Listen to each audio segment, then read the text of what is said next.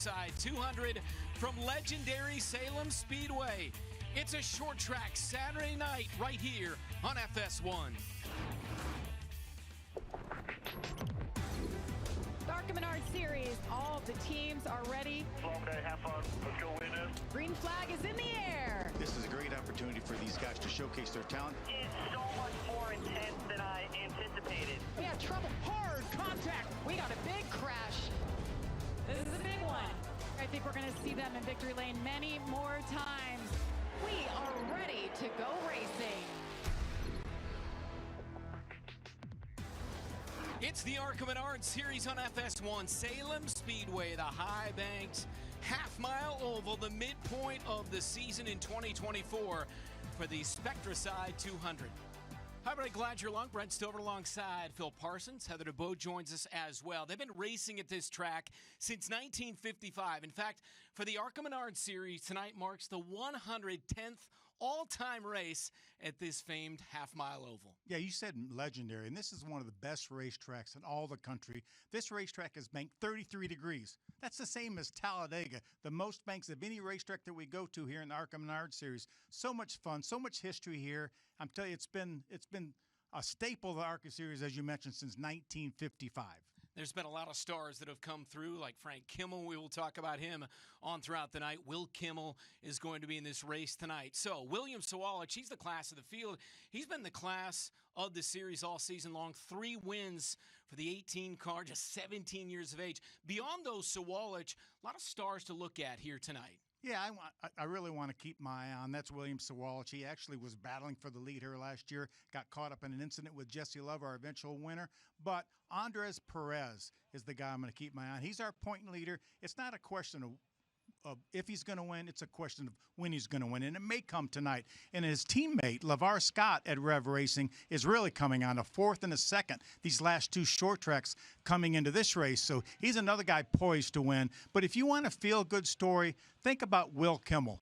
This is his home racetrack. He's a 3rd-generation racer. He's run this ARCA Series 134 times, has never gone to victory lane. He was 3rd fastest in practice. He's got a great race car. His dad, Bill, is his crew chief. He was the architect for 8 of Frank Kimmel's 10 championships. And, oh, by the way, they won here 9 times, as you can see right there. Jack Bowser 6 times. But a great, great family here, and would love to see somebody like Will Kimmel get to victory lane. Talked about the 2024 schedule, all sorts of different tracks. This sort of the short track portion here as we start the second half of the season. Yeah, this is a 3rd of 4 short tracks in a row, and that's when really a lot of the schedule is indicated on who's going to be good. We've seen Andres Perez. He's been in the top 10 every single race this year after a 12th place finish at Daytona, and obviously that includes the short tracks. And we have 4 more short tracks of the 10 races remaining this season. This week here at Salem, next week at Elko, and then a couple later on in the year. So it makes up a large portion of this championship, so that may be where the championship is won on the short tracks. Elko, 3/8 of a mile. It is the shortest track on the circuit. We will be there next Saturday night. So it's going to be a lot of fun here in Salem here tonight, and we check in with the 3rd member of our team on pit road all night long. It's Heather DeBoe. Heather? Well, thank you, Brent. They say in dirt track racing, asphalt is for getting to the racetrack. And tonight, that all changes for sprint car sensation Corey Day, who is making his debut here in the ARCA Series and only his 2nd start ever on the pavement. But for Corey, stock car racing wasn't ever really on his radar. So when this opportunity presented itself, he absolutely had to take it. Now, this track is a great facility for to have him his first start with these high banks that should suit his dirt track driving style. And his initial impressions after practicing qualifying, he told me, man, this place is fun. But he did say it surprised him on how different he's going to have to race each end of the racetrack. So that's one thing he's going to be working on tonight. But his goal is a very realistic one. Finish all 200 laps and on the lead lap. If he can do that tonight, then he's done his job. All right, Heather, going to be exciting with Hendrick all over that car and many of the folks at Hendrick Motorsports paying close attention. We take a look at tonight's Sioux Chief Fast Track driver. It is Corey Day in the number 28 Chevrolet Performance Chevrolet. Yeah, we saw him win Knoxville. How about going to Hickory and running on the short track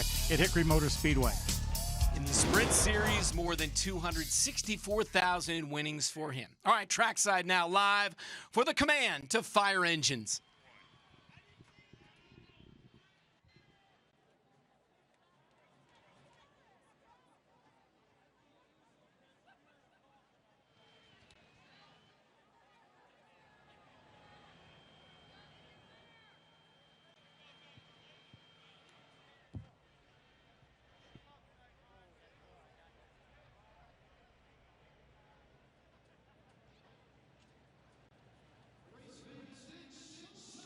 from Salem Speedway. So it's time for you to say those great words in motorsports. Let's do it together. On 3, 1, 2, 3.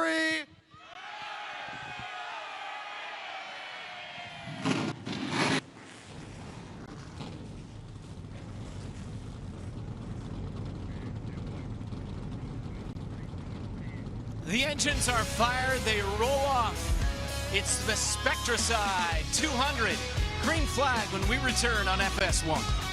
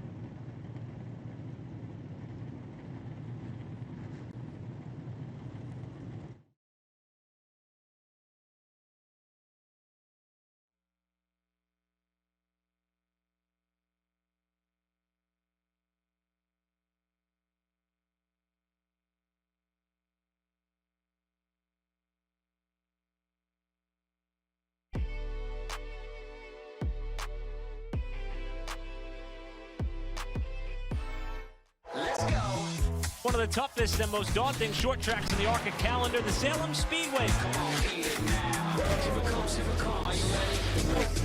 Watch me now. A hot and heavy challenge. Oh, into the wall. Watch me now. The star is born tonight at Salem. Watch me now. Salem Speedway, temperatures in the mid-80s, a perfect night as the sun goes down in southern Indiana. Race number 11 of 20 in the ARCA Menards Series. Well, the General Tire Pole Award was won today by William Sawalich, the number 18 Starkey Sound Gear Toyota. No surprise at all when he took the track. He was fast in practice and fast in qualifying as well. Yeah, and that's 5 poles for William Sawalich and 7 starts this year. This is a qualifying machine. Across the bottom of your screen on the ticker is the Spectracide 200 starting grid. Highline is preferred on this track, half mile. You mentioned 33-degree banking. Sawalich on the front row. You see Corey Day. We have documented what a big night it is for that youngster Amber Balcaen in the top 10, Will Kimmel as well. Yeah, Will will start in the 10th spot. You see there's Andrew Patterson back in the 13th spot in the 95 car. There's Ryan Roulette, active duty U.S. Air Force, starting back in the 18th position. Mentioned Christian Rose, qualified but to the back because of unapproved adjustments. So today's rookie spotlight brought to you by Bounty. Andrew Patterson, the number 95 Wind Supply SCS Gearbox Toyota. Yeah, he ran the Nashville Fairgrounds earlier this year in an ARCA East race and had a top 5 finish, so that was his debut. He finished 12th in his second start at IRP just last week. He ran midgets, the Kenyon Midget Series, for a couple years back in 22 and 23, and he's also running some late models for Sellers Burton Racing up in Virginia. So he's in the 95, and for a short track, this is a big field here tonight. 25 cars will start. And many of the stars. We discussed the 32 to the back, and with more on that, here's Heather. Well, Christian Rose and his team, they had an issue in practice with the oil cooler. They found a hole that was punched in it during practice, so they scrambled to replace it, put a new one in. They were able to get out for their qualifying laps, but under those laps, Christian reported to his team that the oil pressure gauge was flashing.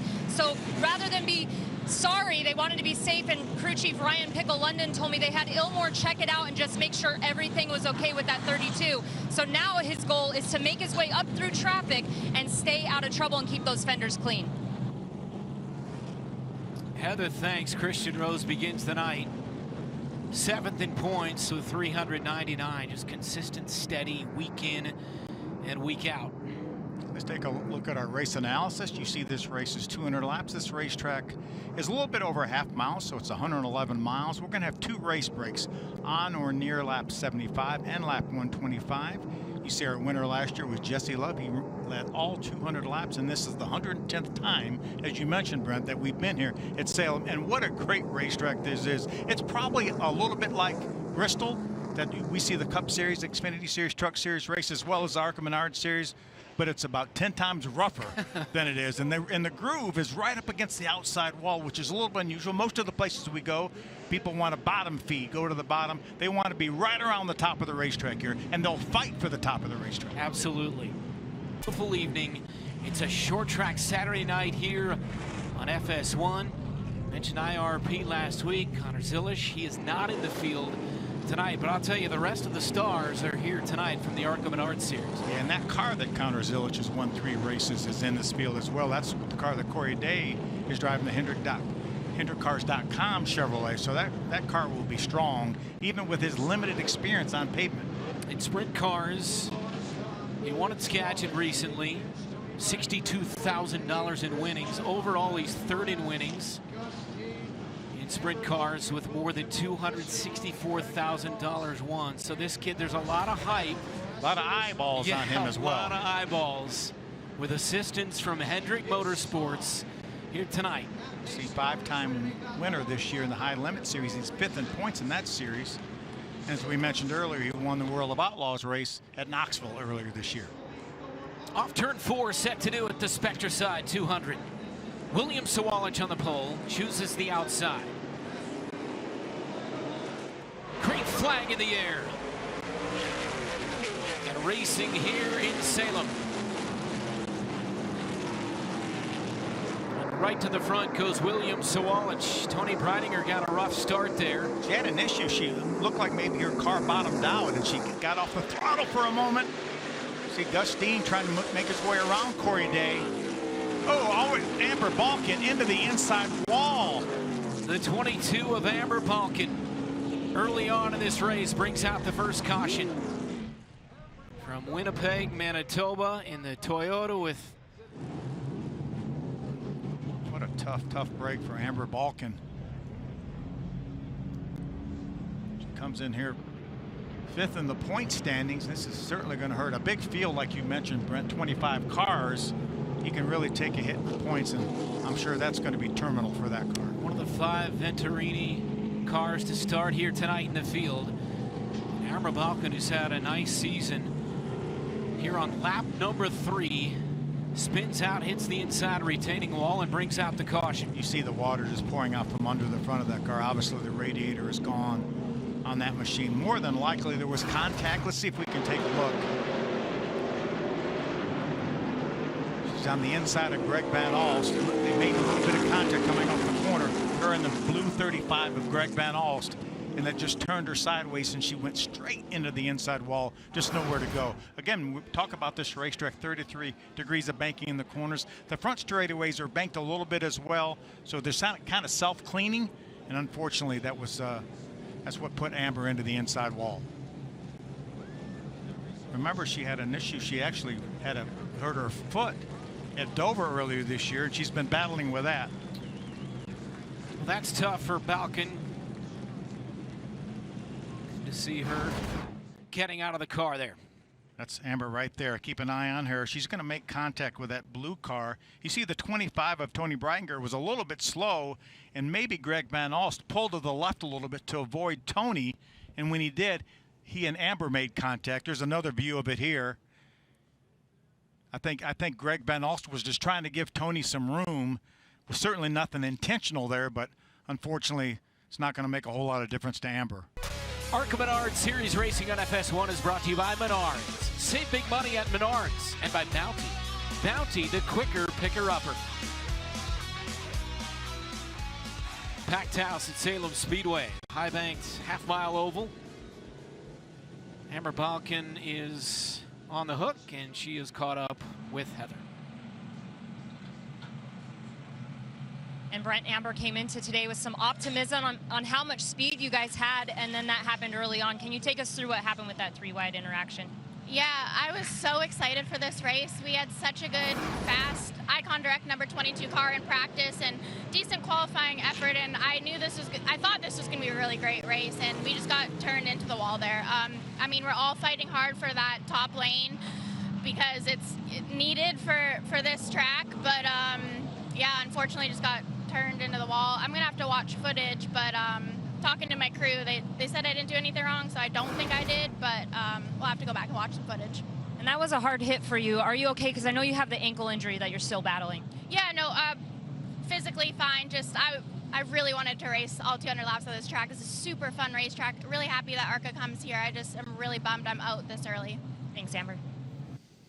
Yeah, and she'll look at it. She'll realize she didn't do anything wrong. It was just racing for position. Again, the 25 of Tony got a little bit seized up, and maybe Greg may move down just a little bit to avoid Tony, give Tony some room, and unfortunately Amber was there. So just people racing for the same spot. As Amber mentioned, everyone wants to battle for the top. That's the place to be. That's the place, and she was a ways from it there on the bottom of three wide. Early on in this race, first caution. Take a look at the points. Andres Perez coming off a great race at IRP last week. LeVar Scott, same thing. He's second. Greg Van Alst third, and Chris Wright and Tony Breitinger running out the top five. Rose is there in sixth. And Amber's going to take another hit. So she was seventh, 94 points out. Coming into the race here tonight through 10, halfway mark of the 2024 season.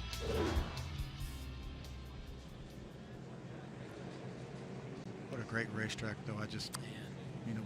That's why I never got to race at Salem, but I raced at Bristol a number of times, and that's, this is the Bristol of the Midwest. Opened back in the late 40s, but ARCA Series, as you mentioned, raced here in 1955, and this is race 110. 110. That's the most, by the way, that the ARCA Series is of any racetrack they've ever visited. And it's really not close between first and second. But exactly. So Walich, one of the storylines coming in, 3 wins on the season. You mentioned 5 times he's been on the pole so far this year. LeVar Scott, I know you've been impressed by him this season. Then Jake Finch, another driver to watch there in third in the 20 car. Yeah, Jake won Talladega earlier this year, led every single lap at Talladega, and really was on his way to win at Daytona. A little bit of miscommunication with their teammate at Daytona, and it knocked him out of a potential win there. Here he is at Talladega, and that's the view for the majority of the race. Every single lap was that 20 car of Jake Finch out front with the Phoenix Construction Toyota. So Finch was able to win at Talladega. Gus Dean won at Daytona, their super speedway that the ARCA Series has run in the first half of the season. So it's Sawalich and LeVar Scott on the front row, then Finch in the 20 and Chris Wright in the 15.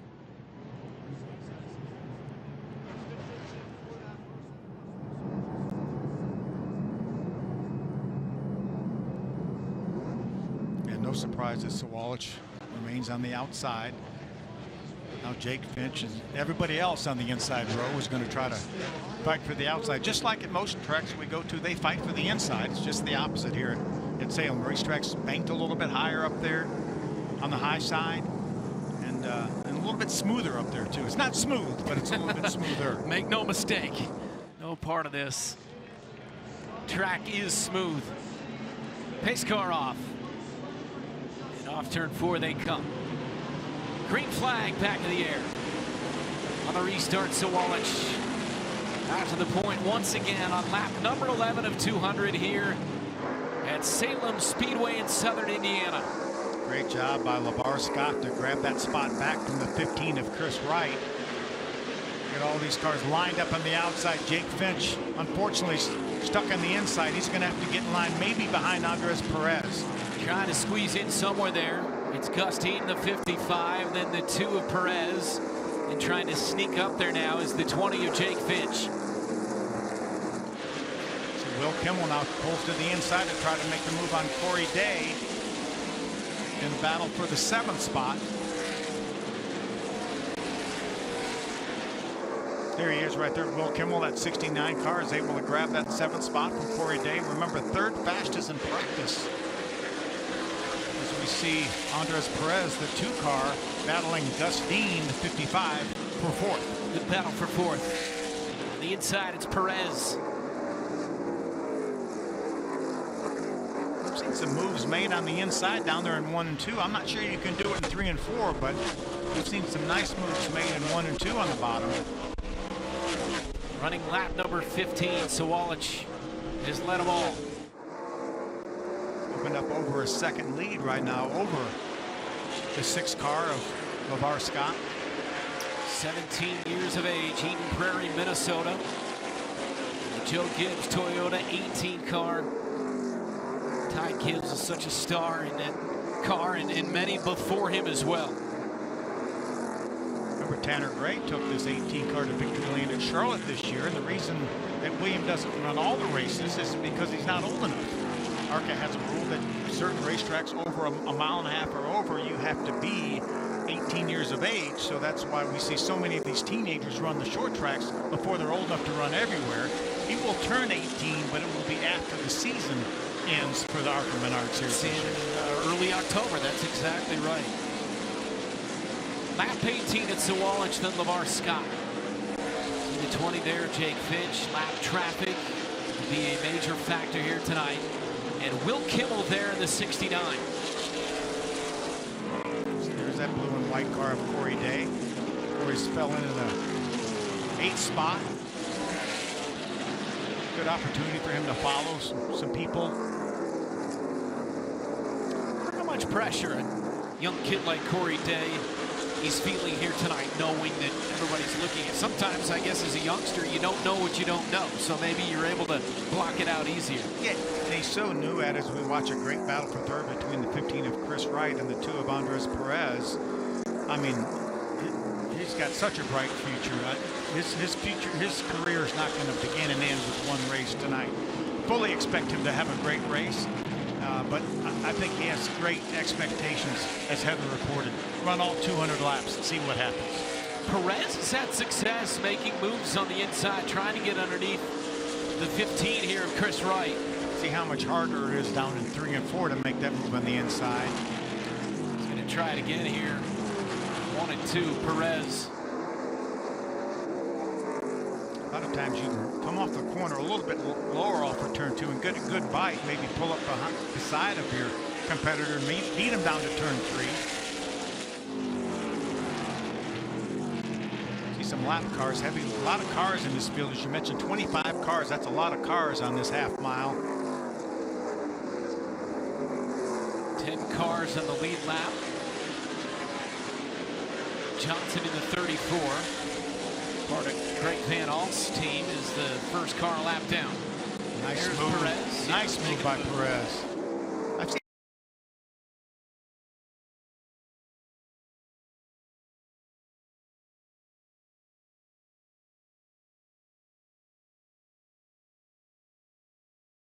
job to avoid the contact by Will Kimmel in the 69, but at speed around the outside. It was Wright who had just been passed by the 2 car, and then he gets too high and gets into the wall. Got to believe that if the caution is out, maybe some debris on the racetrack. You have to wonder. And now the 95. Andrew Patterson, one of our rookies in the field, he's into the wall as well. Second caution here on lap 26. Patterson from Statesville, North Carolina, the Toyota. Mark Noble is team owner. Doesn't look like there's much damage on that 95. He's got it moving, possibly a right front tire down. You see sparks coming out from under it, so I would think it probably cut down a right front tire there. You can see it right there. The right front is down on the 95. So he'll come to pit road. He did not make significant contact with the outside wall, but certainly some contact. And ARCA officials, we talked at the beginning of the race about them having 6 tires in the pits, and that's all they can use. They make exceptions when you have flat tires or damaged tires. Here's the 15 and what happened. We saw him lose that spot to Andres Perez. Right front tire definitely went down on the 15. He had lost another spot. Watch Will Kimmel go around. Wow. That's a potential Reese's sweet move of the race. Yeah, for Will Kimmel without a... Unfortunately.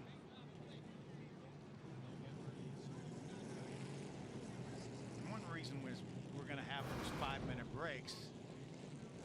Let's take a look at this move again. Watch Will Kimmel. You see the 15 come off the wall. Chris Wright. Jake Finch does a nice job on the bottom. Will Kimmel on the top, avoiding that 15. And you have to remember, Will Kimmel, as well as Jake Finch, they'd already committed into the corner as fast as they could go. So for them to be able to make evasive moves like that is pretty impressive. Visit ARCARacing.com Monday, 3 Eastern time to see who's crowned Reese's sweet move of the race. First nominee of the night comes from the 69 Will Kimmel. He documented the legendary career in this series of his Uncle Frank, and obviously Bill, the team owner, in charge of this. And there's the 15 of Chris Wright. A lot of attrition already in this race. We didn't have hardly any attrition last year. We saw the video at the top of the show of Sawalch getting into the wall, but he was able to make repairs and got back out and ended up finishing 6th in the race. We only had 1 caution other than the 2 breaks, and we've already had 2 now. Amber Balcaen already out of the race, the 22 car for Venturini Motorsports. 16 starts for Will Kimmel, 7 in the top 10. His best finish, 2nd. Back in 2011, he documented it. Jesse Love went wire to wire in this race last year.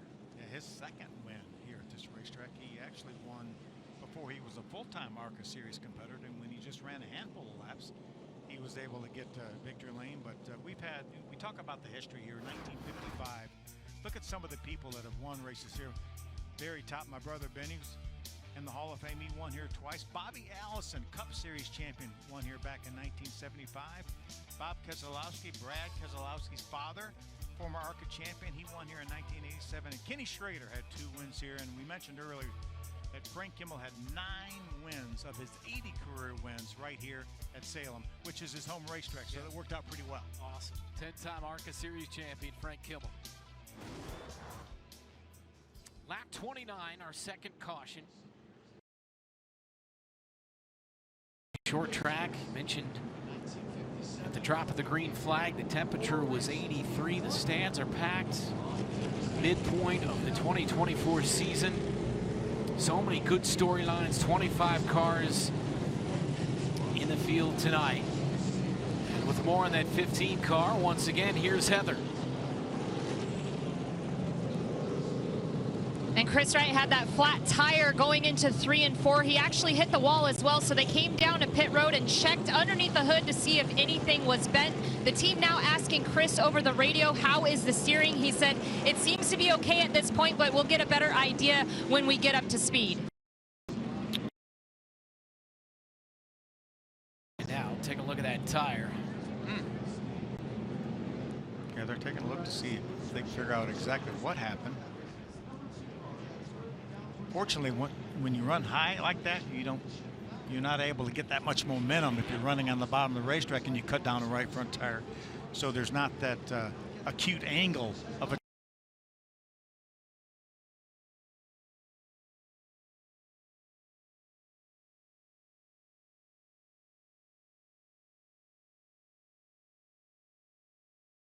so they know that the wheel's straight. If that tape is still at the top, then he's probably okay. If that tape's off a little bit, that means the toe end is probably knocked out. So lap 31, our second caution. Into the wall, the 15 as well as the 95. Tomorrow on Fox, tens of thousands of horsepower is heading to wine country as some of the fastest drivers in the world battle it out for a chance at a trophy in Sonoma. Don't miss any of the thrilling action tomorrow, 4 Eastern on Fox. 11,000 horsepower. The funny cars and the top fuel cars have 11,000. See the 95 car pulling behind the wall. Andrew Patterson. They will have to make further repairs, or unfortunately could be terminal. Mentioned only 6 tires available. We will have scheduled race breaks in lap 75 and a 125. 31 here, so Walich has led them all, and he's been comfortably out in front. Keep my eye on that 55 of Gus Dean. He will restart in this 4th position. That will be outside second row. He will try to take advantage of that and possibly get by the 2 of Perez. Come to green next time around. Gus Dean 17th in points, Daytona winner. Just runs a limited schedule, but he said this is the one that he wanted to put on his schedule because he loves this racetrack so much. As you can see, great finishes this season, all 4 times up in the top 10. I think he has 6 top 10s in a row coming into this race, dating back to mid last year. Super Speedways have been good this year and throughout the career of Gus Dean.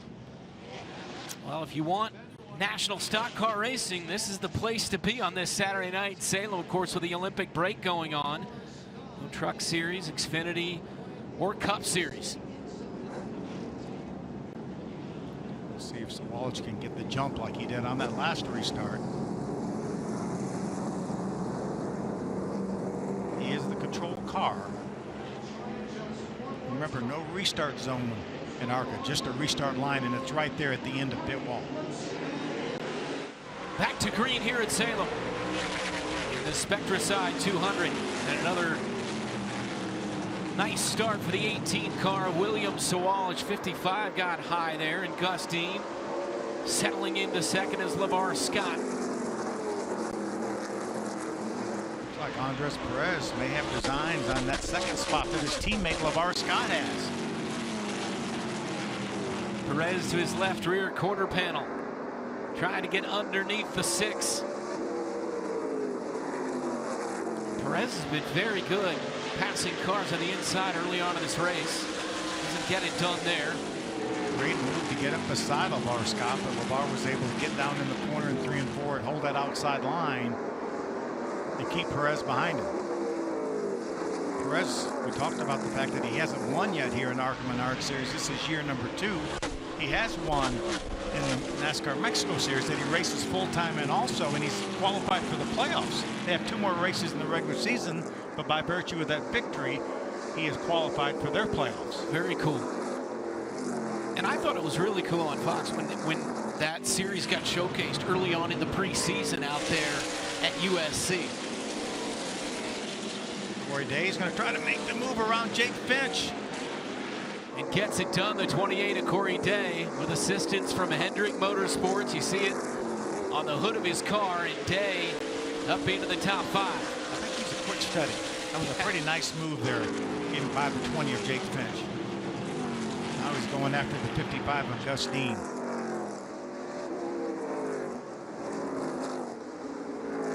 This is a great team. Into victory lane 4 times already. 3 with also has won in this car this year. He won Kansas. Day gets a little bit loose there, trying to get to the bumper of the 55. Well, there's nobody in this field that knows more about doing slide jobs, I don't think, than Corey Day.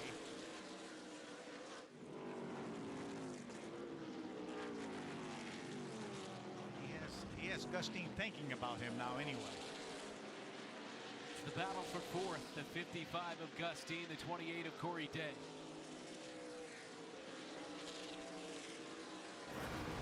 Potential Reese's sweet move of the race right there. See, Corey Day almost gets in the 55, but a nice save by Corey Day.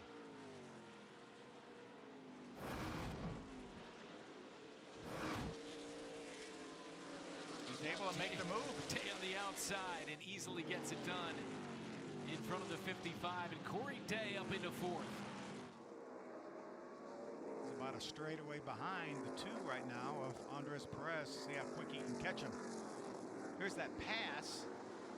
We just drove right down to the bottom. Going to get a good bite up off the corner. Just beats him to the throttle, Brent. Gets side by side with him, and that does a slide job getting in turn 3. And right up to the high line for the 28 car.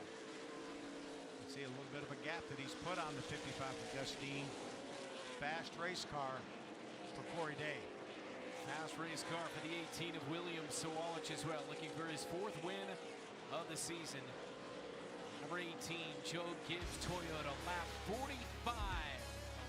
Sawalich out in front of Scott, Perez, and Corey Day.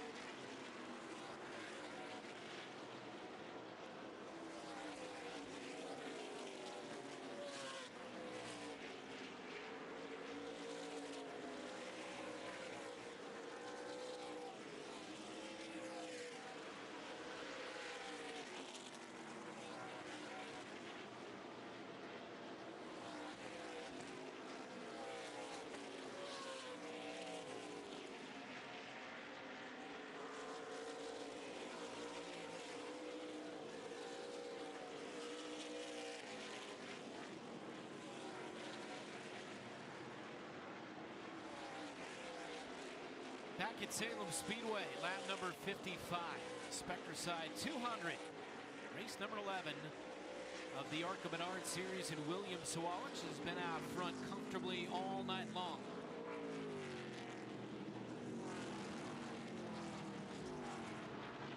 They're running a little bit lower down in 1 and 2. We've seen a couple cars on the higher side, almost like there's an extra bump there, or a worse bump than there was, and they have to get out of the throttle. We've seen a couple passes there, and it looks like that these guys are realizing that. And you see them running more in the middle of the racetrack down in 1 and 2, where they're right up against the outside wall in 3 and 4 as we watch.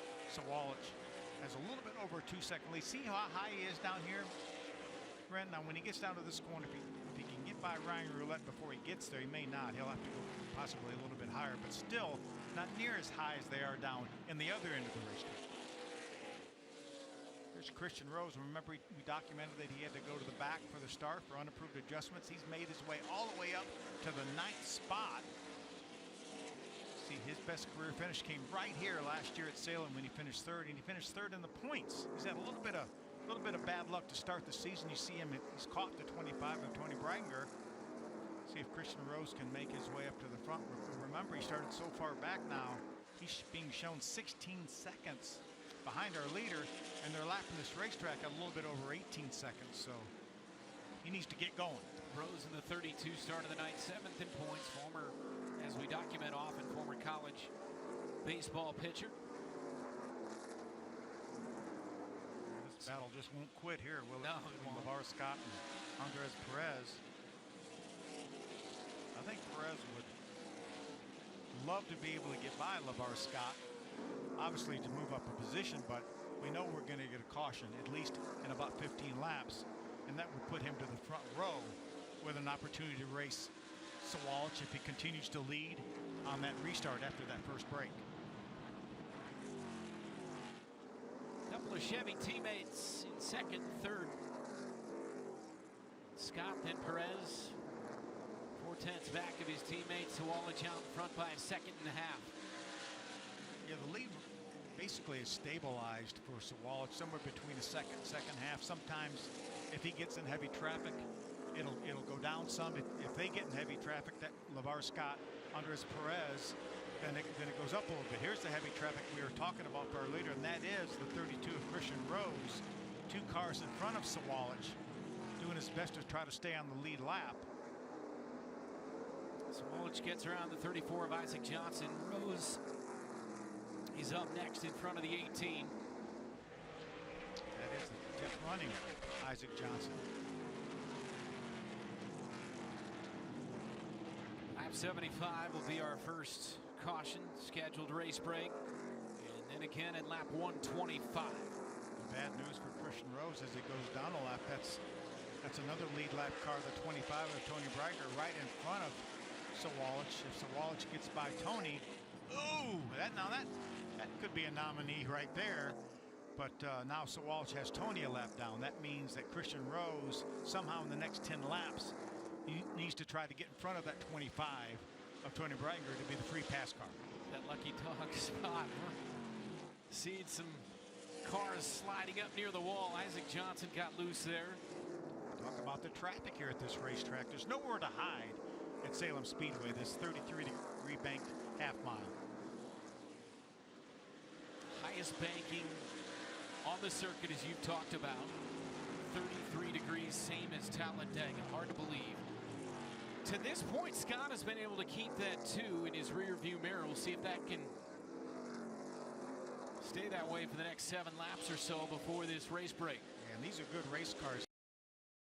Fell a lap down that they're trying to get by. Ooh, 31. Rita Goulet, I think she had some sort of an issue. She's going to stop on the racetrack. 3rd caution comes out for the 31 of Rita Goulet. It's going to be Husband Tim, crew chief tonight. Be a big break for Tony Breidinger. She will get her free pass and get back on the lead lap, and it will be a break for Christian Rose if they don't. ARCA officials sometimes will say, okay, we're close enough to lap 75.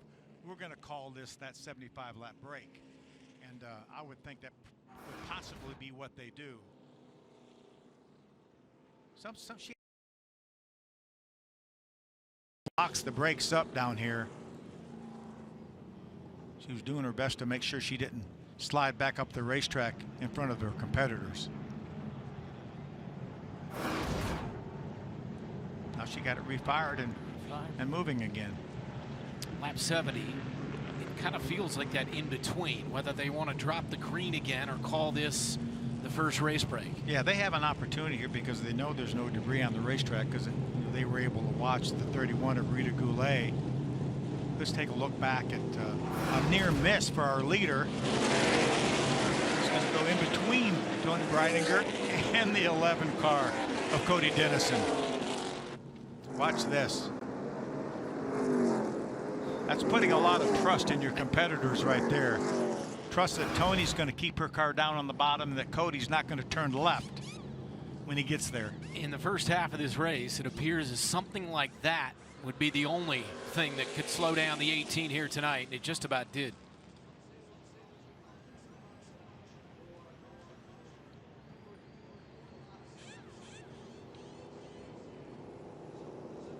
So they will not go back to green. They'll roll around under yellow till around lap 75, which will constitute our first break of the evening from Salem Speedway with the 18 out front. Had a caution at lap 70, so now the first race break, and you see the crew members got the countdown, and now they go out there. Lap 75 is where we get it.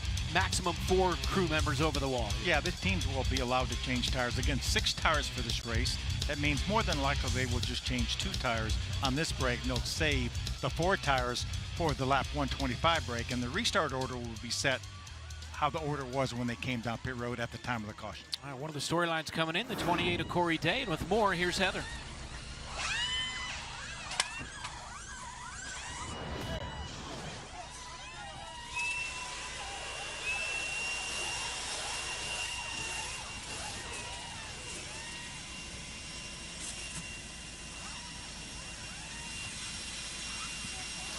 Well, we will get to Heather, currently 4th, started 5th, fell back to 7th, and has made some nice moves to get up to 4th place. Corey Day, youngster, with assistance tonight from Hendrick Motorsports, and he is definitely a star for the future. Yeah, the sum total of his pavement experience is a couple twin, probably 40-lap races that he ran at Hickory Motor Speedway. Now, again, he won one of those, as we talked about at the top of the show, but you can see how he's learning. Fell back at the initial start, being a little bit careful, which I think was smart, and then has methodically worked his way back towards the front. All right, so that's the 28, and there's the 18, the leader. He's led them all. William Sawalich, the 17-year-old from Minnesota, looking for his 4th win of the season. Lap number 72 is where we get our first race break. You got the win at Phoenix, Mid-Ohio, and then Berlin in late June there in Marne, Michigan. And then IRP finished 3rd last week. Yeah, the only blemish you see right there is that 17th place finish at Dover, and I think he was leading the race at Dover when he got taken out by another competitor, certainly not of his making. So so strong. And I was talking to his crew chief Matt Ross today, and he said they weren't as good last week. We saw that he got into the wall early, but he said he didn't think we were as good as we needed to be, so we've made some changes. We really had struggled a little bit in turn 2 last year. He said we feel like we've made the car better, so looks pretty good so far. We'll see if any of the other cars have anything for the 18. He's been dominant here tonight. Lap 72, our 4th caution of the night. Spectracide 200. It's my time. I'm going hard. I'm going shine. I'm going ball. I'm the king of the moment. I'm the king of the moment. I'm the king of the moment. I'm the king of the moment. It's going down. No time to waste. I caught a shot. I made a play. I'm the king of the moment. I'm the king of the moment. I'm the king of the moment. I'm the king of the moment. It's my time. I'm going hard. I'm going shine. I'm going ball. No, I'm a king. IRP last week, Zilish won it. William Sawalich has led them all here tonight. The ARCA Menards Series here on FS1. Returning to Salem Speedway in southern Indiana, the high-banked half-mile oval here in the Spectracide 200. We've had 4 cautions, the most recent because of one of 2 scheduled race breaks. The crews have done their thing, cars back on the track. And We are set to resume green flag racing, and the 18 car of William Sawalich has led them all. Yeah, crews have been able to make some adjustments on these cars. They had 5 minutes to do it. Obviously, right side tires went on, so it'll be very interesting to see who has been able to make some changes that will affect how these cars drive. We know Shane Huffman, the crew chief on that 28 car, seems to be a wizard at making changes and making his car better during the race. So you got to couple that with Corey Day, his driver, first time ever in an ARCA car, first time on a high banked racetrack on pavement, and learning all the time, getting better and better, and he's got a great 4th place spot to restart this race from. 18 from Clovis, California. Mentioned in sprint cars, more than $264,000 in winnings. He's 3rd on that list right now. And as you've talked about, not many laps turned on pavement, but this is a big night for him to get those laps in. Yeah, we talked about the Kimmels being 3 generations. Well, he's the 2nd generation as well. His dad Ronnie was really outstanding in sprint cars out on the West Coast. So he restarts on the 2nd row on the outside, that 28 car. Sawalich in the lead, chooses the top line with LeVar Scott to his inside. It's Perez and Day in row 2. Watch the jump that Day gets from the outside. See if he can follow Sawalich. Trying to get around that 6 car, unable to do it. But the 2 of Andres Perez to the inside, getting underneath the 6. Can he finally make the pass here as Sawalich races out to the lead once again? So hard to make that pass on the inside down in 3 and 4 because the groove is right up next to the wall. They can keep up so much speed up there. Surely he's not going to make it 3 wide. Day to the bumper and down to the outside of the 2. I think that was a great move, moving to the outside there. He saw how hard it was for the 2 of Perez to make that move on the inside. He's going to take advantage and grab 3rd. Yes, he does. Jake Finch in the mix as well. Good racing here between the 6, the 28, the 2, and the 20. And Sawalich is loving that, watching that in his mirror. Huge gap between front-running Sawalich and the rest of the field. Now Day to the inside of the 6, looking to pick off 2nd place.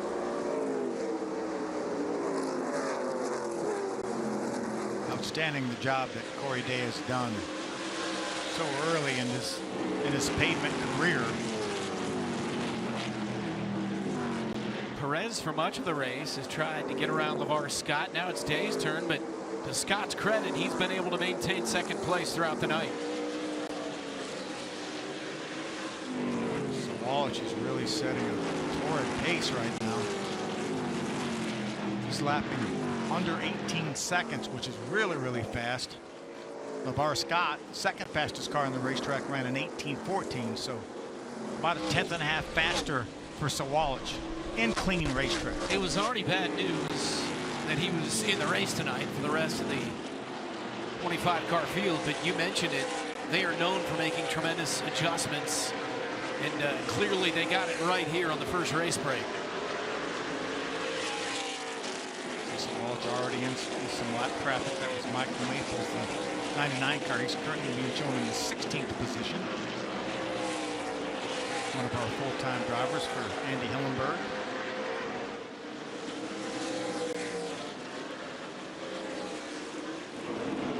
Perez trying to move up on the rear bumper of the 28 of Corey Day.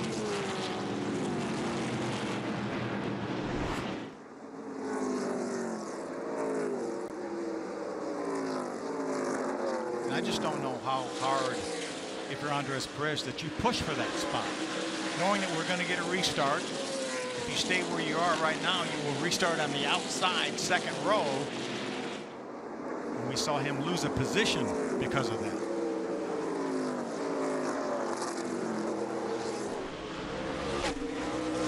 He's trying to come back on the 28 car of Corey Day. Lap 85 here in the Spectra side, 200 Salem Speedway in Indiana.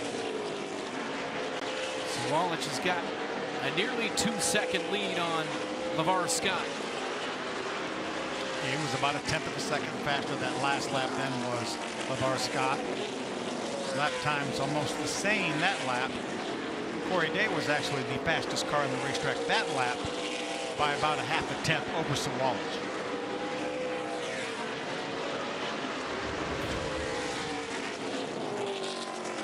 Just let them all. Continuing to build on that lead. Since the race break, he has raced out to a nearly 2-second, now over 2-second lead. We've gone almost a race and a half here at Salem without a lead change. We talked about Jesse Love leading all 200 laps. And the year before, I think Sammy Smith. So it's 2.5 races since we've had a lead change here at Salem. But great racing here. We're going to have a great battle right here for the 3rd spot with Corey Day and Andres Perez, who cautioned on the racetrack. Greg Van All, 3 cars involved at least. And Finch into the 10 of Ed Pampa. Wow. So the 10, the 20, and the 99 of Michael Maples. Significant contact with Jake Finch in the 20 car. This racetrack is banked so much. When you enter the corner, you really can't see around the corner. You look out the top left portion of your windshield, and because it almost looks like you're going uphill, it's really hard to see. And I'm sure that was a situation for Jake Finch, that he was not able to see those cars sitting there, unfortunately. Maples gets it refired, the 99. Choctaw, Oklahoma.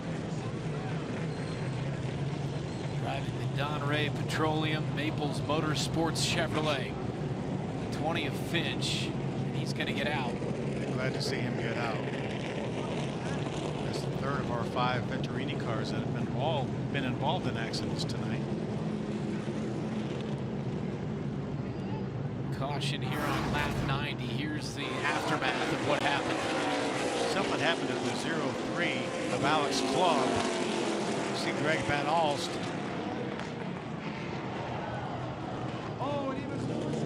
Yeah, I don't know what happened with Jake there, whether possibly the spotter didn't see it, because you see the 6 locked the brakes up to get stopped. The 28 makes it through. The 2, actually the 2 runs in to Corey Day a little bit, and then Jake comes in there and makes some pretty hard contact. I just don't think he knew that they were there. Yeah. But again, it's really hard to see that far in front of you with the corners like they are here. So Finch gets into Pampa there after the yellow had been dropped. Lap number 91. Caution here at Salem. Sawalich out in front. He's led them all. Nearing the halfway point here at Salem. The Spectracide 200. The ARCA Menards Series here on FS1.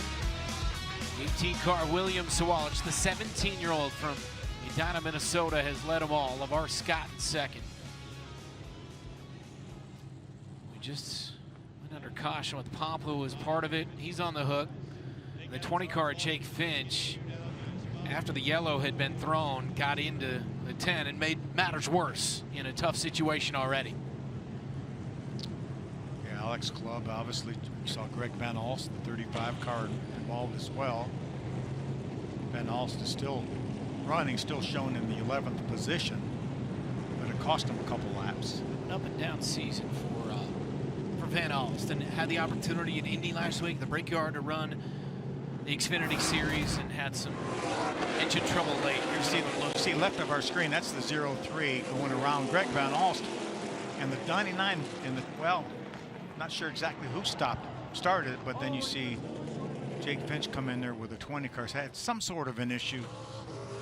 Not sure exactly what it was. You see LeVar Scott, the 6, getting stopped, Corey Day getting stopped, and Jake was not going to be able to stop and avoid the 2 car. So he moved to the inside. Unfortunately, there was a car there. Let's get an update here from Heather. And Jake Finch reported to his team that he could not stop. He said the throttle stuck, so he apologized to Billy Venturini and the rest of the team for being unable to get his car woed up when that caution came out, but we're going to try to catch up with him here in just a moment. Thank you, Heather. So, man, one of those things. You knew something was wrong. We guessed that maybe spotter wasn't seeing it. Either way, tough part on the track, as you alluded to. Yeah, these are solid spotters, though. So that, you know, I wondered about that because I know he's got a great spotter. So, unfortunately, that would explain it, that throttle hung for him, unfortunately.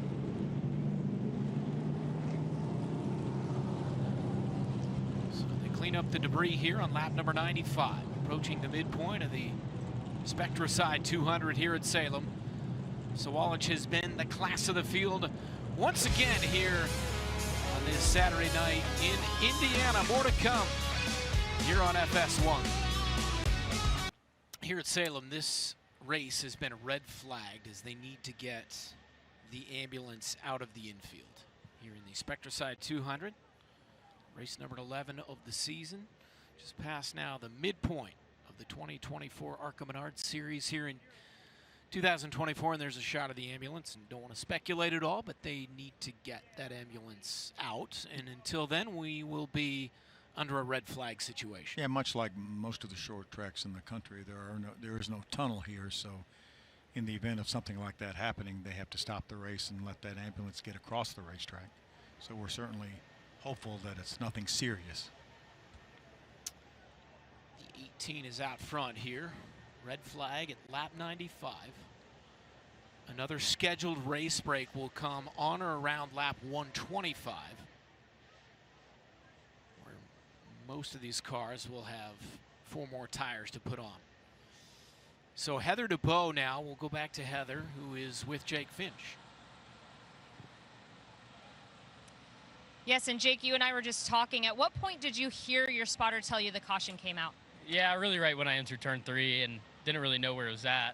Then once I saw it, just tried to get in the brakes as hard as I could and downshift and just locked up, and it wasn't enough, you know. So I hate it for the guys, and I feel like it's a pretty embarrassing moment, right? I feel like I got asked earlier in the year what my biggest embarrassing moment was racing-wise, and I didn't really have any, but that definitely is on the charts. So I hate that it happened that way, and I obviously didn't mean for that to happen, more or less, but it just sucks. We had a really good race car, you know, just trying to save the tires and manage our race the best we could and be there at the end, and I hate that I couldn't do it for the Venerini guys, but excited to get there in Michigan. Thanks, Jake. Thanks to Jake and Heather as well. So obviously taking it on his shoulders, and just one of those racing things, and a tough night. Talented young driver, and he'll be back strong. Tough break for him here tonight, though. Jake Finch. It's been a tough night for we talked about Venerini Motorsports and their stamp on this series and all the success, but got 5 cars of the 25 in the field tonight, and it has not been a great night so far for that team. Yeah, we saw Amber Balcaen get into the wall early on in the race. Chris Wright cut down a right front tire. He got in the wall. He's still on the racetrack, but 9 laps down, and then the latest here for Jake. So again, red flag, getting the ambulance out of the infield. Lap 95 here at Salem Speedway in the Spectracide 200. More to come. Red flag here on lap number 95 from Salem Speedway. We begin the second half of the ARCA Menards Series here in 2024, the Spectracide 200. The 18 of William Sawalich has led the entire way. Next week, we are on the air 9 Eastern at Elko. Shortest track on the schedule, 3/8 of a mile in Minnesota. Then Michigan International Speedway 2 weeks after that in mid-August. Well, and it'll be fast. That'll be one of the fastest racetracks we go to. Probably the fastest pole speed that we'll have all year, and that includes Daytona and Talladega at Michigan. The DuQuoin. Couple dirt races there, sandwiching around Milwaukee. Will be a doubleheader. Milwaukee and trucks will be up there on the Sunday. Championship race October the 5th at Toledo once again. The finale, FS2 at 4 p.m. Eastern. Visit to the road course at Watkins Glen, where we saw Jesse Love beat Connor Zilich on the last corner of the last lap. That was awesome. The way last season ended, hoping for more drama here in 2024. So red flag on the track. Sawalich has led them all. Then LeVar Scott has been able to stave off both the 2-car and the 28 throughout this race. So the crew chief for the 18 joins Heather now. Heather? Here now with Matt Ross. And Matt, you guys have had a pretty dominating performance so far in this race, led every lap. Just kind of describe just how good the 18 machine is for you guys tonight, and if there's anything you think you might need to work on this next break. He's been pretty happy with it. I think we need a little more turn all through the corner, but I don't want to hurt his exit too bad. We're maintaining right now. The field's actually a lot tighter than it seems. Everybody's kind of under the same lap time blanket, so it's going to be real important on these restarts, maintaining. Is there anybody you're worried about in particular on these restarts that has anything for you guys tonight? The 28's been pretty aggressive. He just kind of gets mired in traffic, and then obviously the 6 has always been pretty consistent the last couple races, so those would be the 2. Also the 2. So there's a couple of them. And last week you said that one got away from you, that win. So how do you solidify the win and get the victory this evening? Just staying aggressive and keeping control of the race. Well, thank you for your time and good luck. Thank you. Heather, thanks. And to that point, they finished third by their standards. That was a bit of a disappointment there at IRP a week ago. Connor Zilish in that 28 car was so good, winning his 3rd time this year. 3 races, 3 wins for Zilish.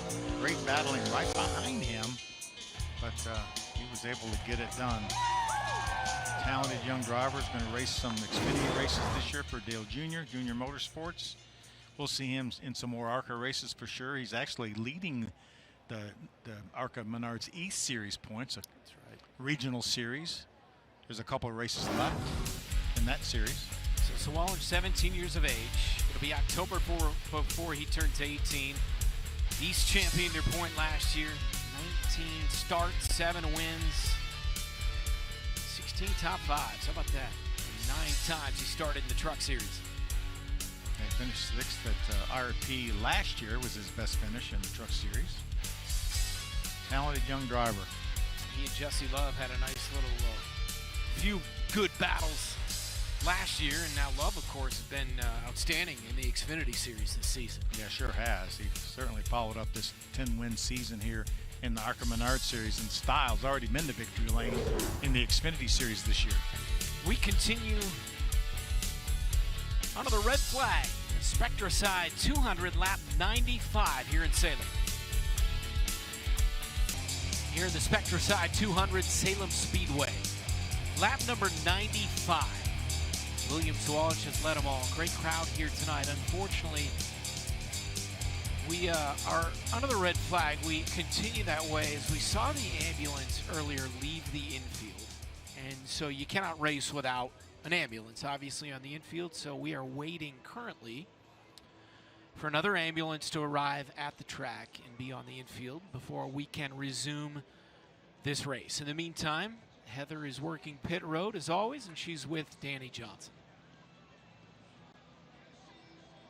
And currently LeVar Scott running in that 2nd position. And Danny, you and I have talked. You guys have had 2 top 5s in a row. What has led to this progress that you and your team have made so far this season? Really, and honestly, a lot of it's come to LeVar. He's done a really, really good job of managing expectations that we kind of set through at the beginning of the year. He's a go-getter. He does a really, really good job adapting inside the race car as the race goes. But we've hit on some things. We hit on some things at Berlin. We did a little short track test at a local short track and kind of hit on some stuff. And it's really paying off right now, and it's kind of translated over, and it's given him a ton of confidence. You know, we sat on the outside pole the last 2 weeks, just can't quite get to the 18. But I'll take it. Good starting spots leads for him to have some confidence and keep doing what he's doing. Find a few little things here, a little tight through the middle here, but we got a pretty good plan. He's doing a really good job. Just kind of manage expectations right here. Get ready to put 4 tires on, fill it up, and go get the 18. What do you think is going to be the biggest challenge for you in order to get the 18 in the second half? We gotta stay closer to him. Really and honestly, I think driver to driver, it's going to be a heck of a race for them too. If I can get him free enough through the middle here, we can run with him, and hopefully here at the end of the race we can get to him and kind of rattle him a little bit and get the victory here. Thanks, Danny. Good luck. Thanks to Heather. Danny Johnson, the crew chief of the 6 car, LeVar Scott, as he remains in second place. And Sawalich has led them all, and then 3 Chevys. Look at Rev Racing and these 2 teammates and the success that Perez and Scott have had. Yeah, look at the consistency, too. 31 starts for Andres Perez. 25 of those resulted in top 10 finishes. Same thing for LeVar, 16 starts, 11 top 10 finishes. They run all the laps. That's why they're in position to have good finishes. They really do a nice job. That entire program has really done a nice job since Max Siegel started it way back in the day, and he's had a lot of really, really good race car drivers come through his program. Perez still looking for that first win. He leads in points as we remain under the red flag here on lap number 95, waiting on another ambulance, a replacement ambulance, to arrive at the track and onto the infield. And you alluded to earlier, most of these short tracks don't have a tunnel, so got to stop the race if you need an ambulance to cross the track. And now they've refired them and gone from a red to a yellow flag here. So that's a good sign there to fire the engines back and roll off here and get set to race again. Yeah, that means the ambulance is on the premises somewhere here, so the officials will get this race restarted. But, you know, we talked a little bit about Rev Racing, Brent, the job they're doing right now. But this is some of their graduates of their program. And look at the talent on this list right here. Bubba Wallace, winner in the Cup Series. Kyle Larson, Cup champion. Daniel Suarez, Xfinity champion, winner in the Cup Series. Nick Sanchez doing a great job in the trucks this year. 2 wins already. Rajah got his first win in the trucks this year. Both of those drivers already qualified for the playoffs that we'll have coming up here in just a few weeks. And amazing job what Max Siegel and his folks have done here with Rev Racing. Absolutely.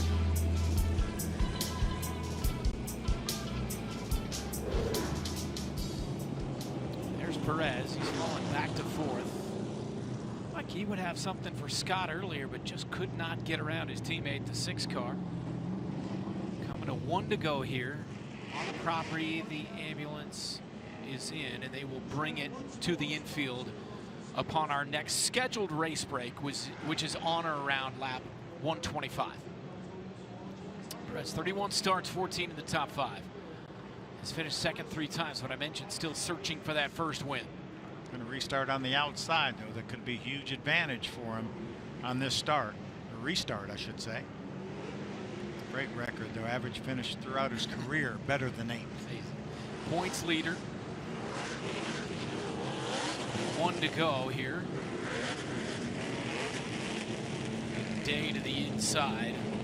Perez on that second row. And no surprise that Sawalich will take the outside for this restart. Remember, the leader is the only one that can choose. He can start inside or outside. Everybody else has to fall in line. They do not do the full field choose like the 3 other divisions of NASCAR.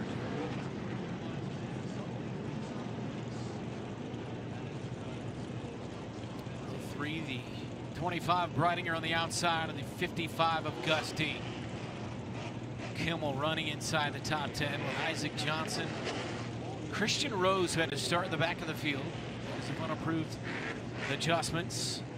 And then Dennison rounding out the top 10. As we approach the midpoint of the Spectracide 200 here at Salem. Going back racing here with Sawalich, who has led every lap of the 97 here to the outside of the 6 of LeVar Scott. And a red flag, and now green in the air off turn 4. And we resume racing here at Salem Speedway. Oh, LeVar Scott able to get in front of his teammate Perez. I thought Perez had a chance on the high side to maybe grab that second spot. But he did grab third. He is in front of the 28 of Corey Day.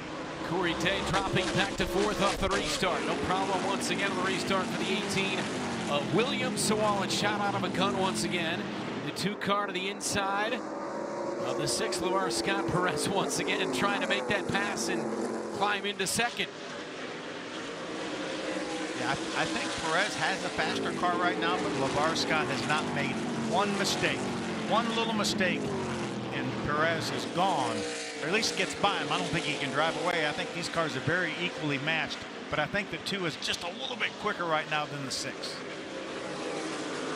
Past the midpoint. Our next race break scheduled on or around lap 125. To get to that left rear quarter panel, the 2 a snag second away from the 6. Yeah, I think if he's going to grab that second spot, it's going to be off of turn 2. He's going to get that car pointed turn and get back in the throttle and try to drag race LeVar Scott down to turn 3. Good battle here, and once again, Sawalich is checked out. Still running below 18 seconds flat is Sawalich. About 0.3 of a second faster that last lap than our second place running LeVar Scott. Opened up over a 2-second lead now in about, what, 3 or 4, 5, 6 laps. Right. It's been the class of the field. We talked to the open. Sawalich has been an absolute superstar and still not to the age of 18, so can't run every track. But he's dominated on the short track, the half mile here in Salem tonight. Move over flag. Flagman waving the move over flag for the 99 of Maples and the 03 of Club. They're doing a nice job staying down below. They know the fast way around the racetrack is the high side. Now LeVar Scott able to open up a little bit of a gap on his teammate Perez. I may have spoke too soon thinking that the 2 car was a little bit quicker right then than LeVar Scott. Times we've seen it tonight that thought the 2 might get around the 6, and then the 28 made his bid for second place. LeVar Scott has been able to maintain that second position all night long. Free pass would go to Rose on our next caution. He's the first car lap down. He runs in 9th. Sawalich got to a 2.6 second lead here on the rest of the field. Good battle right here. Tony Breidinger, the 25 car, has the 6th spot. That's Will Kimmel, the 69 and 7. These cars on the lead lap battling inside the top 10. See Christian Rose right behind them. He is a lap down, but he is in the free pass position. We know we're going to get a caution at least at lap 125 or thereabouts. So Christian Rose should be able to get back on the lead lap. Nobody else in danger of going a lap. So be a good break for him. Will Kimmel made a pit stop on our previous caution flag for adjustments. Obviously, they're not able to change tires or add fuel other than at the brakes.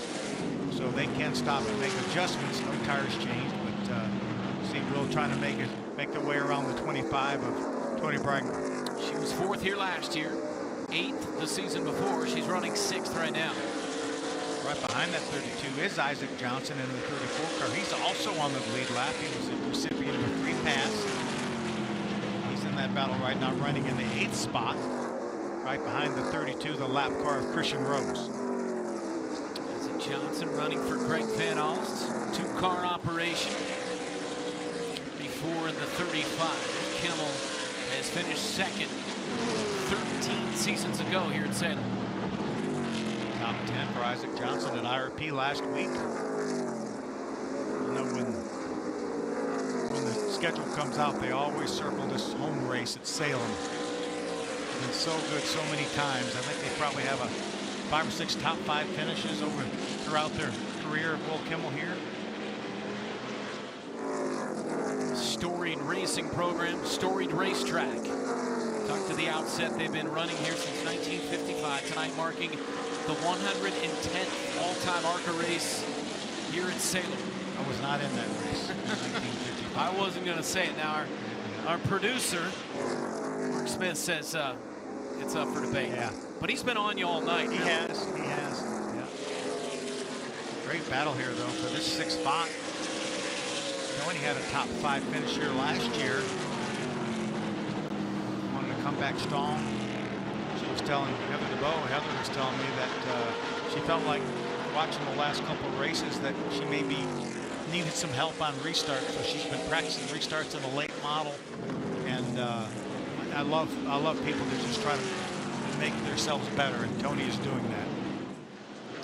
Finished third at Kansas last season, her best finish. 22 times inside the top 10 for that 25 car. You're battling this year. She was just outside the top 5 in points coming in here, but obviously Amber Balcaen, who was only 1 point ahead of her, and her teammate was out early, so she will pass Amber. Probably move herself up into the top 5 in points. Great for an opportunity for her to get a full season. She just last year just ran sporadically, but was impressive in the races that she ran. Again, this year with a full season, I think top 5 in points is certainly within the bounds of where I think she will be. Absolutely. She's done some modeling off the track. There's a lot to her. She's a talented young race car driver here with Will Kimmel. Battle for 6th. She comes from an open wheel background, much like Corey Day we're talking about, with more midgets. For Tony Bracken, she's the winningest female ever in USAC midget competition. I think she's won 19 times in USAC competition. Getting close now. We're only about 5 laps away from this break. Give these teams an opportunity to work on these cars and figure out how to do something with that 18 of Sawalich. Put 4 fresh tires on and see what happens. Working lap 121. Next race break on or about lap 125. Sawalich has built nearly a 3-second lead on LeVar Scott. Then Andres Perez in 3rd. Corey Day 4th and Gus Dean running 5th. With 4 tires for these teams, they'll fill them with fuel, make whatever adjustments they can make on a normal pit stop. So it gives them an opportunity to work any surgery. The reason there's a 5-minute break is so they don't have to have high-priced picture talent here. And it's like that all year long. We will have some form of a break or modified live pit stops where you don't have to have 5 highly trained, expensive crewmen to pit these cars. Philly with gas, put on new tires, can't do them at the same time. I think me and you could do it in 5 minutes. You think so? I think we could. Yeah. I would definitely be the weak link. We know that. You'd have to teach me a thing or two. So here's lap 125, expecting the yellow to come out with Sawalich building a nearly 3.5-second lead on LeVar Scott. Breidinger in the 25. Battle for 6th with Will Kimmel in the 69. And Will's car still looks a little bit loose. I talked to his dad earlier today, Bill, and he said that they were fighting a little bit loose. He was really fast in practice, but they were fighting loose, made some changes as you see the caution comes out for the race break. 5th caution for the 2nd race break here tonight. Lap 126 in the Spectracide 200. All William Sawalich in the 18 here in Indiana on this Saturday night. ARCA Menards Series Racing on FS1 is brought to you by General Tire. General Tire delivers the freedom to explore. And by Reese's. Reese's Peanut Butter Cups. Reese's, not sorry. Packed house at Salem. William Sawalich has been the dominant car in the midst of our 2nd race break. Here's Heather on the 6th car that's running 2nd. And LeVar Scott has never seen a racetrack like this before, so he leaned on former Rev Racing driver Raja Karuth and his notebook, more so on just how the characteristics of this track is. He said Raja is really good at describing things like bumps in a racetrack, so that's how he studied for this race, but right now saying that he just needs to be better and needs to cut better in 1 and 2. So the team going to work on some slight adjustments, including air pressure for the 6 of LeVar Scott. But then we'll move up pit road to his teammate Andres Perez in the 2. They're telling him he's losing time in 3 and 4. They need to run the fence. And when I talked to Andres earlier today, he said he's really not comfortable running that high line. So he still needs to work on it right now. But handling wise, he said he's just losing a little drive and the track is tightening up as they go. But he did not want crazy adjustments, is what he told his crew chief, Glenn Parker. Good stuff there. Thank you, Heather, for the 2 and the 6. You see, LeVar Scott did not run this race last year. He only ran a handful of ARCA Menards races last year. Ran the full East schedule, but this is not a combination East or an East racetrack. So he's never been here before, doing an outstanding job. And we talk about Andres Perez not being comfortable running the wall. Well, you can get away with that 1 and 2. We saw how good he is down at 1 and 2, but the speed is on the top of the racetrack down in 3 and 4. But that's saying a lot. You're going to enter these corners probably in excess of 120 miles an hour, and you're going to do it just inches away from the wall. It does take something, and I think he'll gradually work his way up to that. And if he can get comfortable up there, then maybe we'll see him move forward. Right now, that 6 car of LeVar Scott is doing a really nice job. I think right after the restart, the 2 of Andres Perez may have been a little bit better, but after they run a few laps, and the 6 car is able to pull away. So it's a great battle, though, for the second spot among teammates. Right now, there is no battle at the top. The 18 has led them all. William Sawash saw this with Jesse Love last year, Sammy Smith the year before. Here at Salem Speedway, just complete dominance on that beautiful 18 car, lap 1:28. Wanted to wrap up the story earlier. We saw the ambulance had left the track. The race was red flagged. The driver of the 98 car, Dale Shearer, was transported in that ambulance to a local hospital. We understand he is alert and awake, and they are running tests. So good news overall for Dale Shearer, as he is in a local hospital. And obviously our thoughts the rest of the night will be with the driver of the 98 car. So they brought in another ambulance. We went back to green, and now with 72 laps to go, Sawalich leads here at the Spectracide 200. Salem Speedway in southern Indiana. We've seen some great racing throughout the night, just not for the lead. Great restarts for the 18, and then he's been able to quickly build out those leads. Yeah, and it's such a huge advantage to be the control car on the starts and the restarts, which he's been all night by virtue of getting that pole. He was the control car on the initial start, and certainly every restart since then. It's such a huge advantage because you're the only guy that knows when you're going to go. And all you need is just about a half a car length gap by the time you get to the first corner, and then you're in the groove. You can dictate where you're going to run on the racetrack.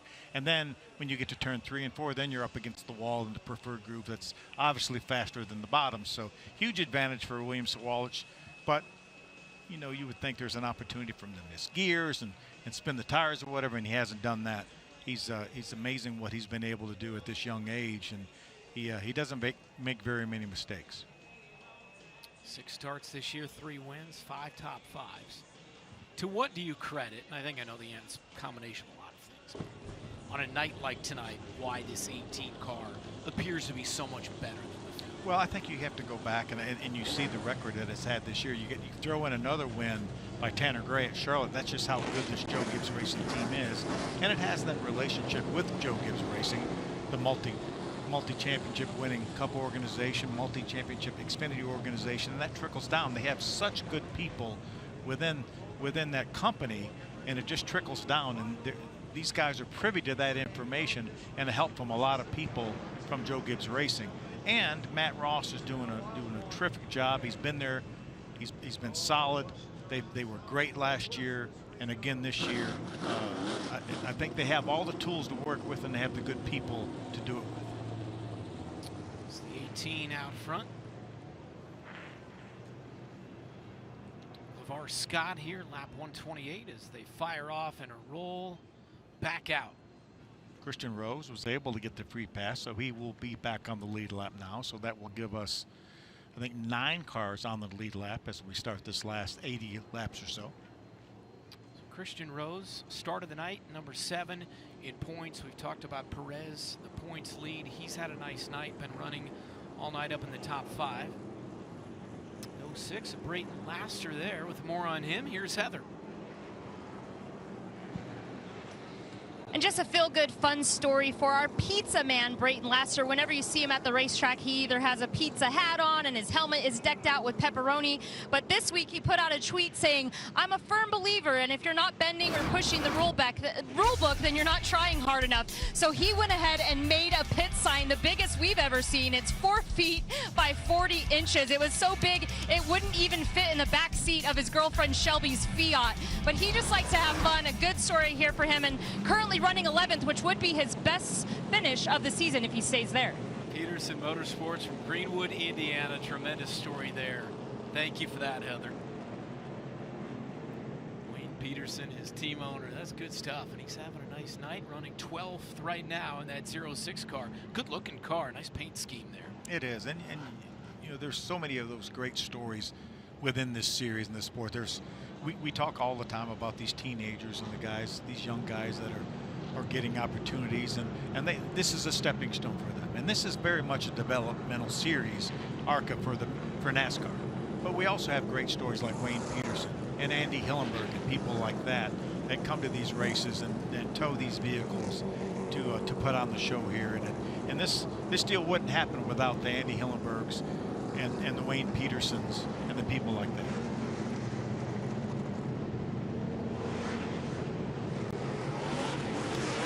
So going green next time around. Great job by Heather, by the way, all night. We have that long stoppage earlier. She has been all over the place covering every story here trackside tonight from Salem. Sawalich has been the story in the Toyota, followed by 3 Chevys, 2 more Toyotas, and the Fords there in 7th, 8th, and 9th with Kimmel, Johnson, and Rose. See if anybody can do anything with the 18 on this restart. LeVar Scott from the inside. You see Corey Day is going to line up behind Sawalich in that 28 car. What could Day try to do from that position? Well, I think the important thing is if he could hang with Sawalich and maybe try to get by, stay close enough and not give the 6 room to move up the racetrack and get in the preferred line. I think that would be his goal right now. I don't think for him to take the lead from Sawalich is not going to happen, but he could grab 2nd spot. And we'll find out from there. 70 laps to go. Off turn 4, green pack in the air. Here at Salem and Sawalich diving out front. See what Day can do. And that 2nd row on the outside, but LeVar Scott. He doesn't have him cleared. Oh, well, he squeezed him just a little bit. You could see the smoke coming from the left front tire of Corey Day's car. Scott pushed him up the track just enough. He gets 2nd down the inside, Corey Day. For a slide job here on the 6. It's time to be more aggressive right now. We're seeing the aggressiveness in that 28 car with the Hendrick Motorsports on the hood, but it's LeVar Scott once again. Will maintain 2nd. Here comes the 28 once again. He might have him now. He just about. Oh, the Day gets spun. Day spins around, and the 25 as well crashes into the 28. And the caution back out here on lap 134. Disastrous after it looked like the 28 of Corey Day had made the pass and almost had gotten himself clear into 2nd place. Yeah, there was definitely contact between the 6 of LeVar Scott and Corey Day. Tony Breidinger was an innocent bystander. Came along with nowhere to go.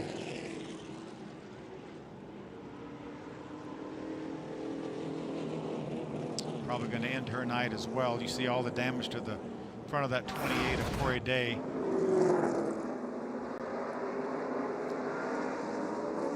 Just maybe Corey came up the racetrack a little bit. It didn't really look like LeVar turned left and hooked Corey. But such a critical part of the racetrack right there, and such a critical part of the race. You see, this made a little bit of contact. LeVar was able to continue. Man, hard contact. 28 definitely came up the track. 1 lap prior, turn 3. Great, but it's so hard to make that inside work down in 3 and 4. Corey's going to try it again on the bottom.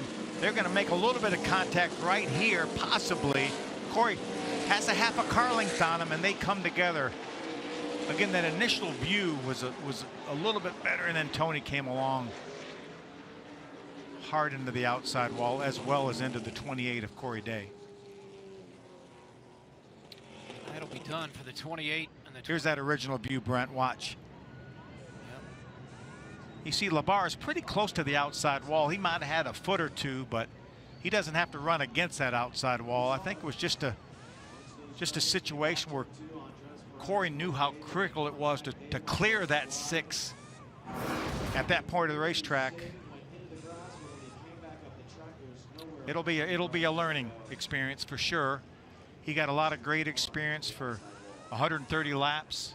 Did a great job. Unfortunately, it's going to come to an end.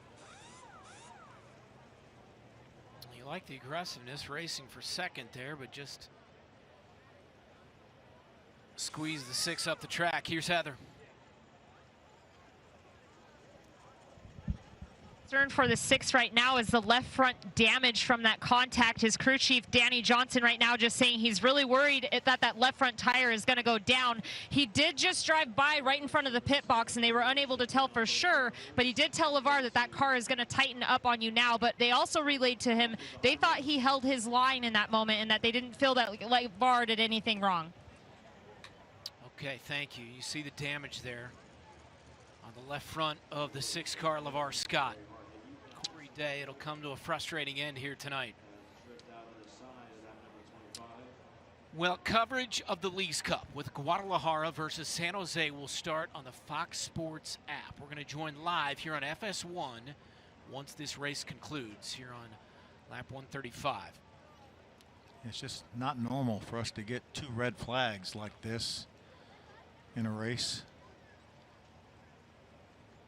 But the officials want to make sure that obviously we had this situation with the ambulance having to leave and waiting for another one, but this situation right here, it's, you know, let's take the time to clean the racetrack up and give the fans their money's worth on as much green flag racing as we can. And Corey Day is going to be able to walk away. I know it's frustrating now, but he's going to be able to walk away, I would think, with some positives here tonight. I think without a doubt he ran extremely well. First time in an ARCA Menards car, only the second time ever on pavement. And as you mentioned, there'll be a lot of positives to take from this night. A lot of eyes on the 18-year-old Corey Day, the 28, but he's on the hook to end it. Lap 135. Contact between the 6 and the 28, and the 25 in the mix as well. Back here at Salem Speedway, under the red flag once again in the Spectra side 200. And we've had a couple of red flags here tonight. One for the ambulance earlier. Record taking care of the 25 Tony Breidiger, who, by the way, and frustrating end for her night as well, but she did a heck of a job upon looking at that replay to where it could have been a lot worse, the contact. Yeah, got her car turned. It could have been head on otherwise. And you brought it up in the break. Tough night for Venturini. 4 of their 5 cars are out. Yeah, sure is. Gustine's the only one left. You see, just Corey Day just trying to knew that if he got in front of the 6th, then that was going to be huge. Tony would already committed to the high side there. Looked like got on the brakes hard, and again got that car turned a little bit where it wasn't a head-on collision.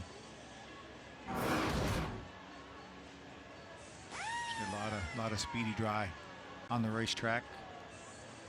So Day get into the ambulance, but under his own power. Much of the hype and the buzz. This certainly does not change it for him. For a moment, thought he might save that, but unable to do so. But a disappointing finish to the night, where we saw some good things out of Corey Day. Yeah, I think that left front, if that tire had a slow leak, it would have leaked down by now. So I think this red flag maybe is a break for this 6 car to be able to watch that tire, because it certainly is still holding air. You see a little bit of damage obviously to the left front fender, but I think if he gave up the track position now, yes, he's probably faster than some of the cars on the lead lap, but I think it would be he'd have a tough time getting past his teammate Andres Perez if he got behind Andres Perez. I think they stay on the racetrack. We talked about this. If you want to watch stock car racing, this the only race of the weekend with the Olympic break going on. But when the Truck Series returns in a couple of weeks in Richmond with 1 left of the regular season, this is the situation. Yeah, great battle there. You see right around the cut line. Tanner Gray 5 points above the cut line. Daniel Dye was 1 point above the cut line going into our last race. Now he finds himself 5 points below the cut line. Stuart Friesen only 16 points back. Remember, 60 points are available in that race at Richmond, so anything can happen. You see Taylor Gray, he's just about locked in. We can go ahead and write him in ink that he's going to qualify. But Ben Rhodes, only 22 points above the cut line. That's a little bit tenuous. But what a great battle, though, between Tanner Gray, Daniel Dye, and Stuart Friesen. You see Kraft and Chase Purdy must win for those two. Must win for those final two. Look at the playoff cut line. So one left of the regular season in a couple of weeks. Friday night at Richmond. That is going to be a fun weekend.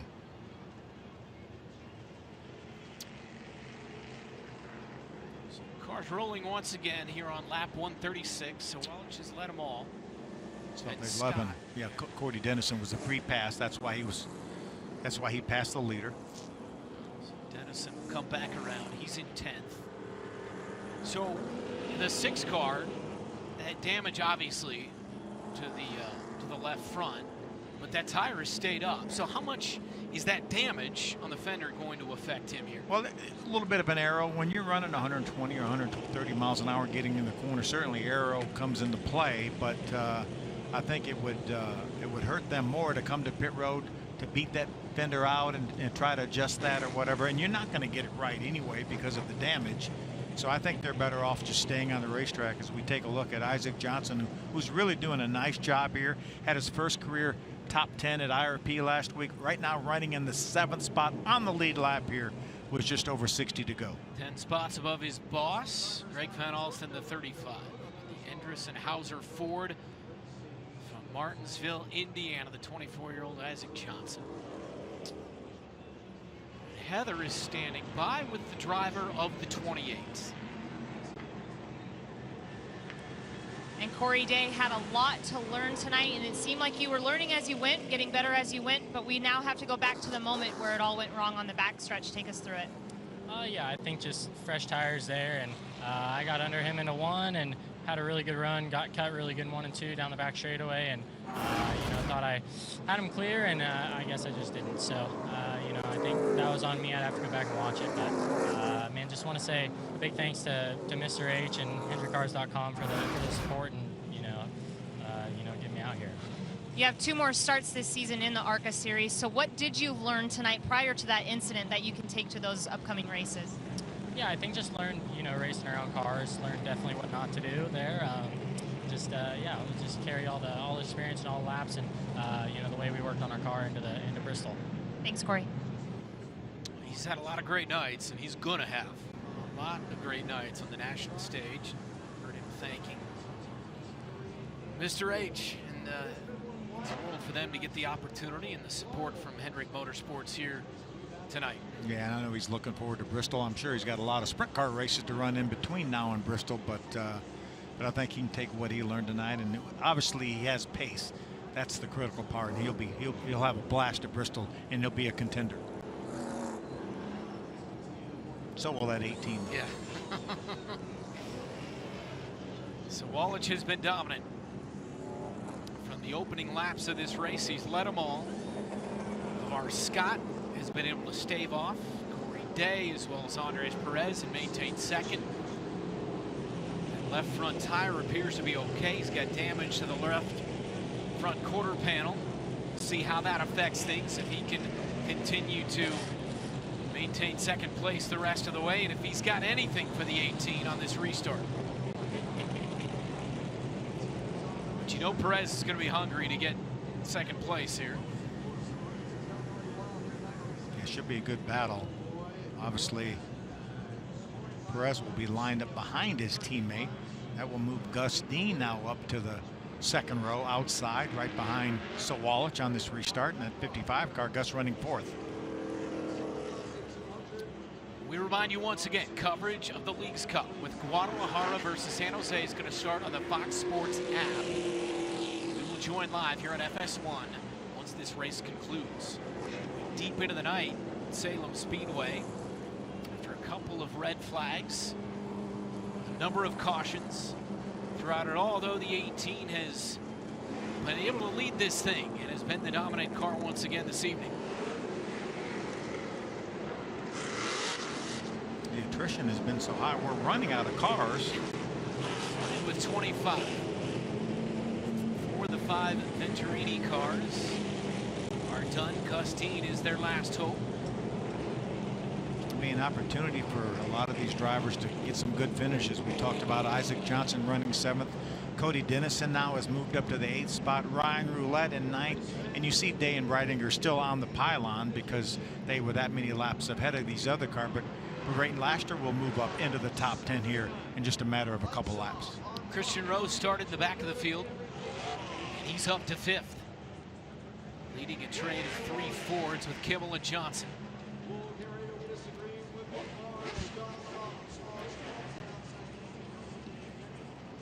So Wallich leads him off the outside of row 1. Scott to his inside. Perez to the inside of Dean in row number 2. Christian Rose, remember, he was a lap down, got the free pass. Now he's up in the 6th position there, the 32 on the outside of Will Kimmel. Green flag back to the air. William Sawalich. Gus Dean trying to make it stick. LeVar Scott gets bumped by Dean. 3 wide with Perez as well. Bumping and banging between the 2 and the 55. Ooh, a slide job by the 6th, LeVar Scott. The 55 of Gus Dean into the wall.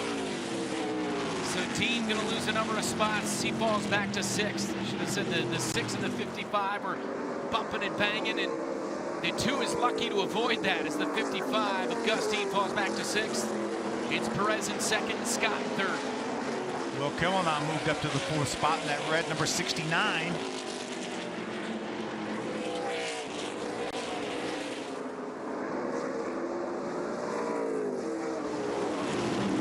See the contact right there. But this is when it's really going to matter. Look when we get down to 3 and 4. 6 is going to try to beat him into the corner. Doesn't beat him and just pushes up the hill. And the 55 was there. LeVar Scott could not keep it down off the 55, and unfortunately Gus Dean paid the price. And Perez able to sneak into 2nd, avoiding the 3 wide and avoiding the contact. Looks like the 55, other than the spots that he lost in the track position, looks like the car still has pace, running right behind Will Kimmel, still up in the 5th spot. He fell to 6th, but then passed Christian Rose, who's back in the top 5 is Gus Dean, and now trying to make a move into 4th on the 69. Okay, these composite bodies are pretty resilient, Brent. You can bounce off the wall. If you had metal bodies like we used to run several years ago, the body work would be in the tires. You'd be cutting tires down. They'd have to come to pit road. But these composite bodies have memory. You can hit the wall, bounce off the wall, and the body goes back to where it was. So Wallich, 1.8 second lead. Gus Dean working really hard to try to grab that spot from Will Kimmel. That's a battle for the 4th spot. Talked in the open about Kimmel perhaps being a bit of a dark horse here tonight. Having a nice run, trying to stay in 4th here. Been solid all night, been in the top 10 all night. This is as highest he's been in this race. He's going to have all he can do, I think, to keep that 55 of Gus Dean behind him. They're at a little bit of a disadvantage over that 69 car because there actually are 3 different types of engines that you can run. There's a Ilmor engine, ARCA Ilmor engine, which most of these competitors have. Then there's another spec engine that Robert Yates designed back in the day. And there's also the old OEM engine. So he's running an old, oh, Gus Dean with some issues. I think maybe have a tire going down. Lost that spot. I think the right front may be down on that 55 car. Christian Rose was able to get by.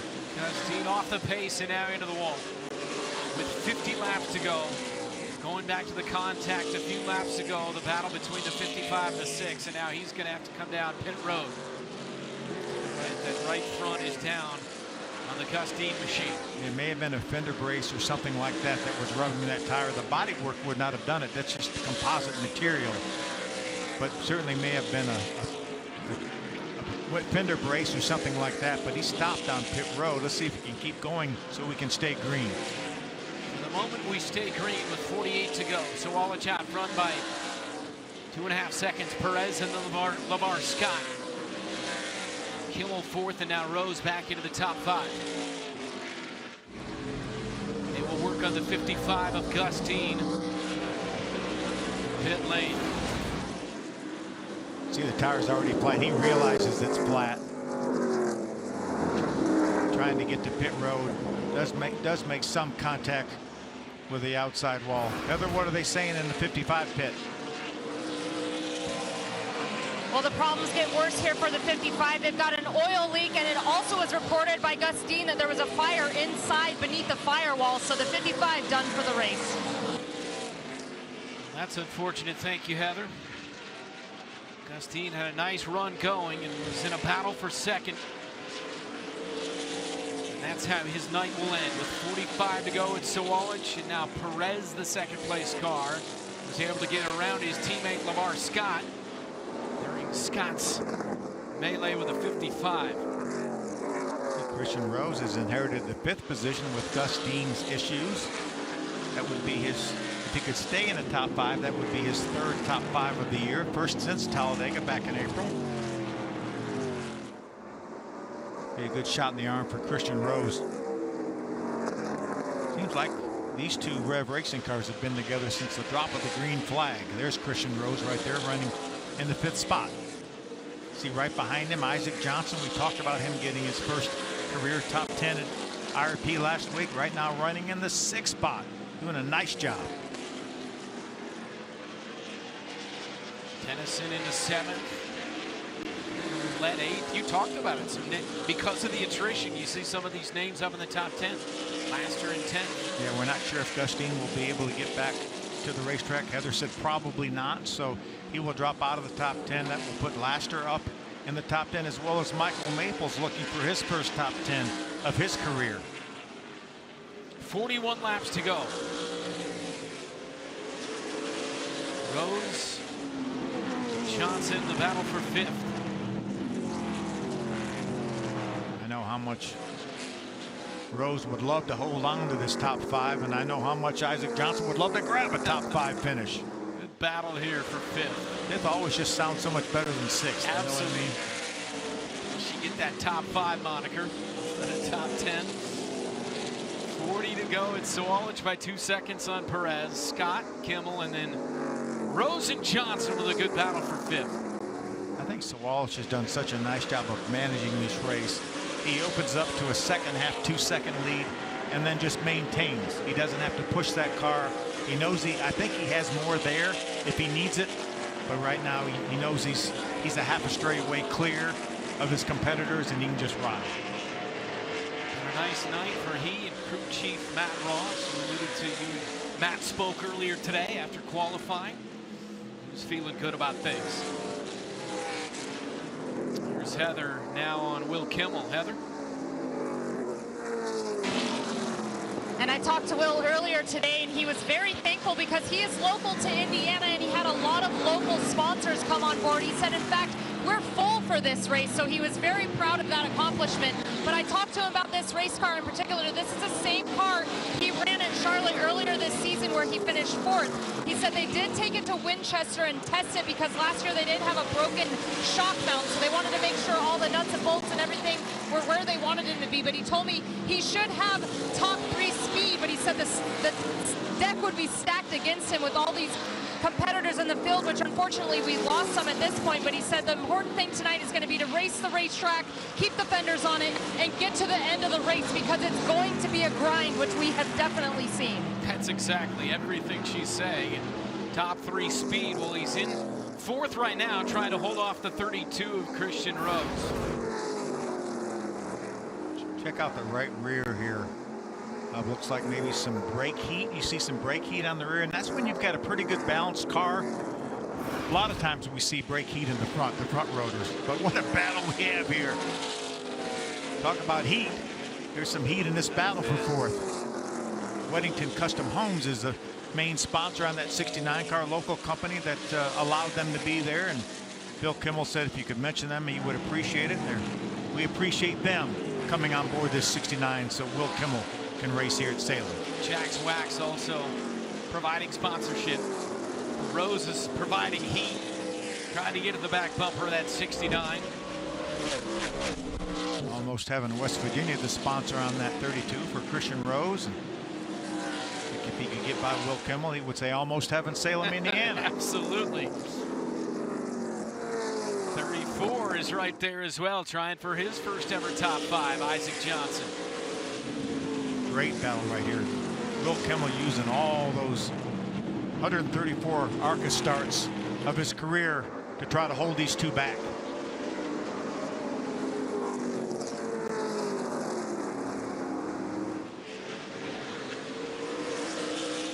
Best thing for Will is this right here, to see Isaac Johnson start racing this 32. Maybe get Christian Rose's mind on holding that 34 off.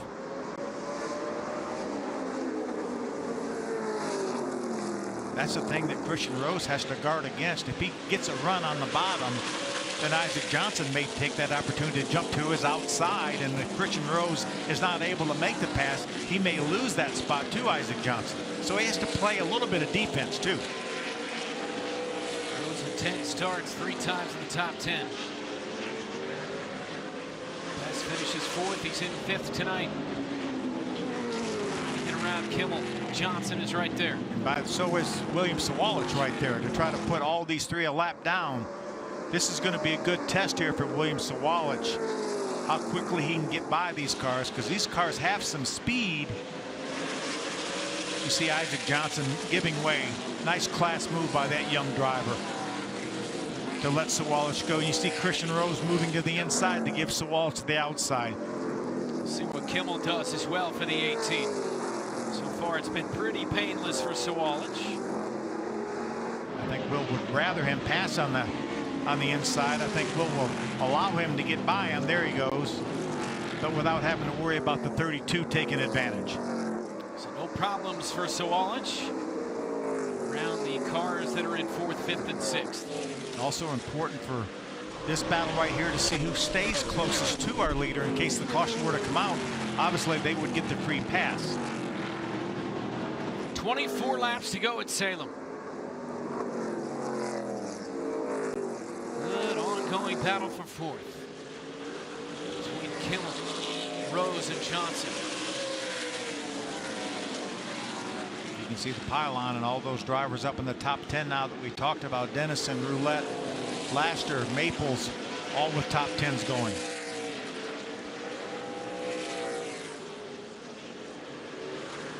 Here comes the 2-car. Perez trying to put these cars a lap down.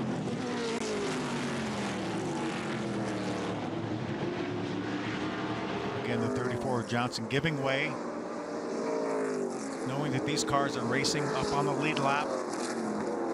Really doing a nice job giving these people room. Bar Scott there lurking behind the 2-car. Bar Scott in the 6, running 3rd, gets around Johnson. Perez going to try to make the move to the inside. I think Christian Rose will let him get down in the corner and not fight him. There he goes. Now same thing for LeVar Scott.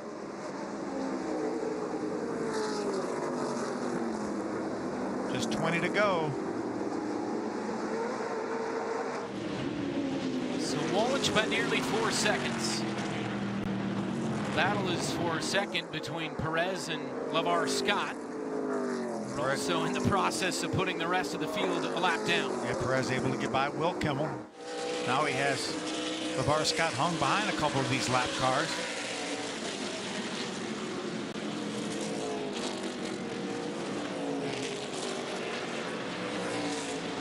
LeVar Scott having a bit of a tougher time to get by Christian Rose. Perez is loving that. Took him a long time in this race to get around the 6.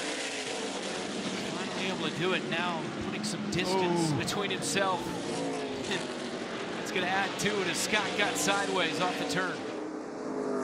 Well, I think he just got a little bit impatient, and I don't blame him. He was having a hard time getting by Christian Rose. It's going to cost Christian Rose a spot.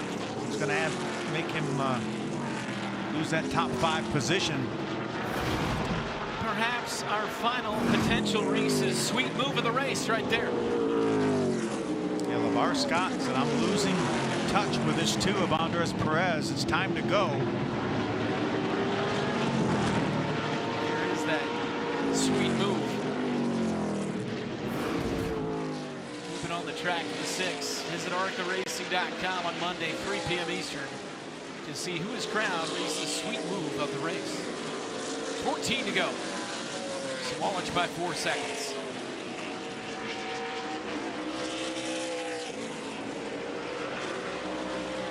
Right now, Sawalich is just saying, please, let's stay green.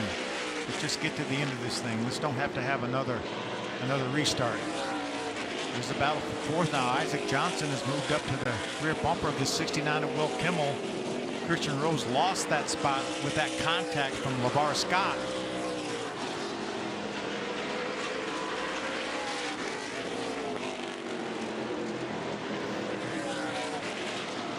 Will Kimmel's done a great job. I think both of these cars behind him probably have more speed than he does right now.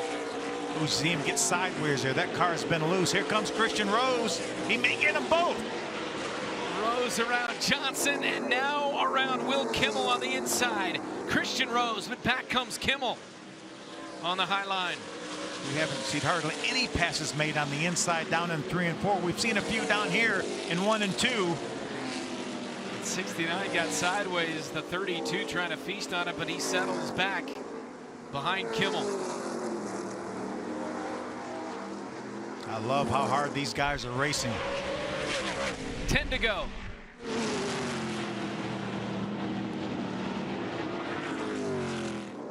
Rose again, and he wiggles. Will Kimmel is driving for everything he's worth right now to keep these two behind him.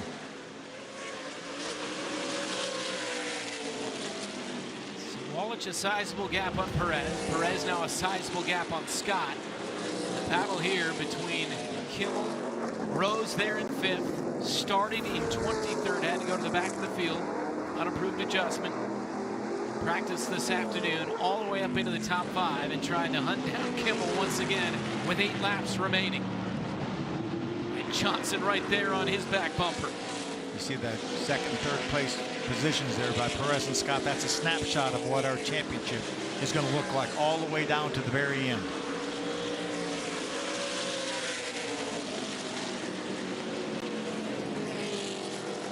Goes Rose, got a good run up off the corner, couldn't hold the throttle down. And then into the back of him is Johnson.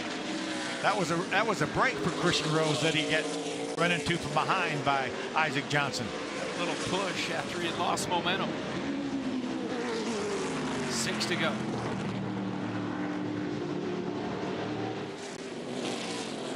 Here it is right here.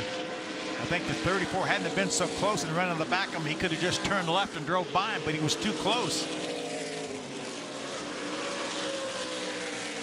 Kimmel has a little bit of breathing room now for the moment, but Rose doesn't.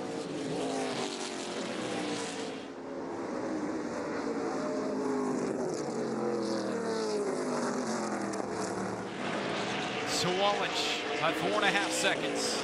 With 4 laps remaining, he's led them all.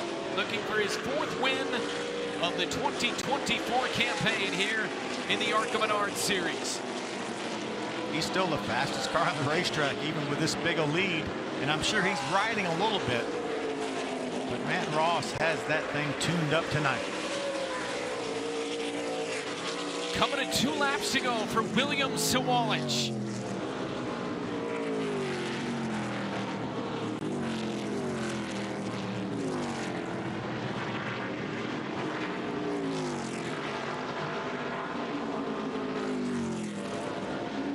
William Sawalich from the drop of the green flag has led. White flag in the air.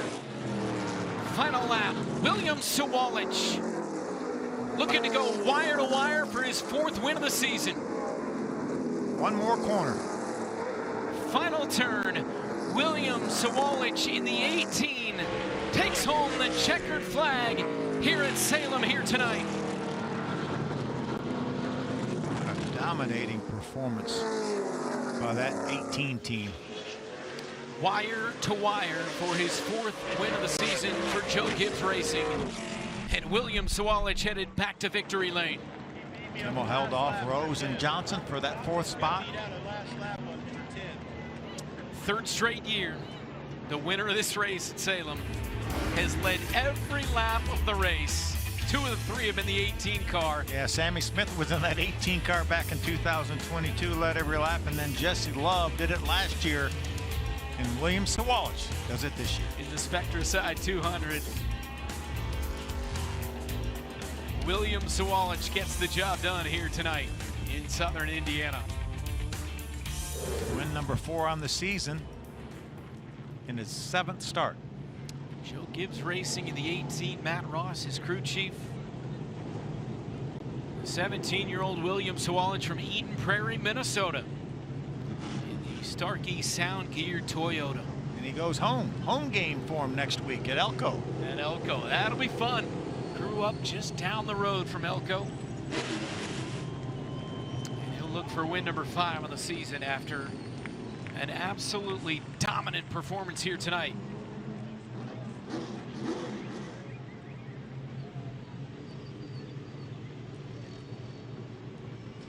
No, he can't wait to get to Elko.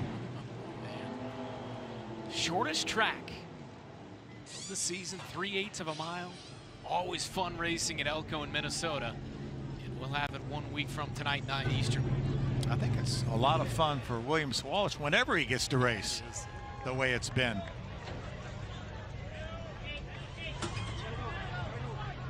Controlled it from start to finish. William Sawalich in the 18. In victory lane here tonight for the 4th time this season. And Heather DeBow is in victory lane. And in a game of attrition and survival, William Sawalich comes out on top in an absolutely dominating performance. How were you able to stay patient and consistent with everything that was going on around you tonight? Yeah, I mean, my Joe Gibbs Racing team brought me a really fast Starkey Sound Gear Toyota Camry tonight. I can't thank them enough for all their hard work. We had a really, really good car tonight. Honestly, not much complaints from me. Really easy for me as a driver on nights like this. Congratulations, enjoy the victory. Thank you, Heather. Great job by William Sawalich. Yeah, just an outstanding season. What a bright future this young man has.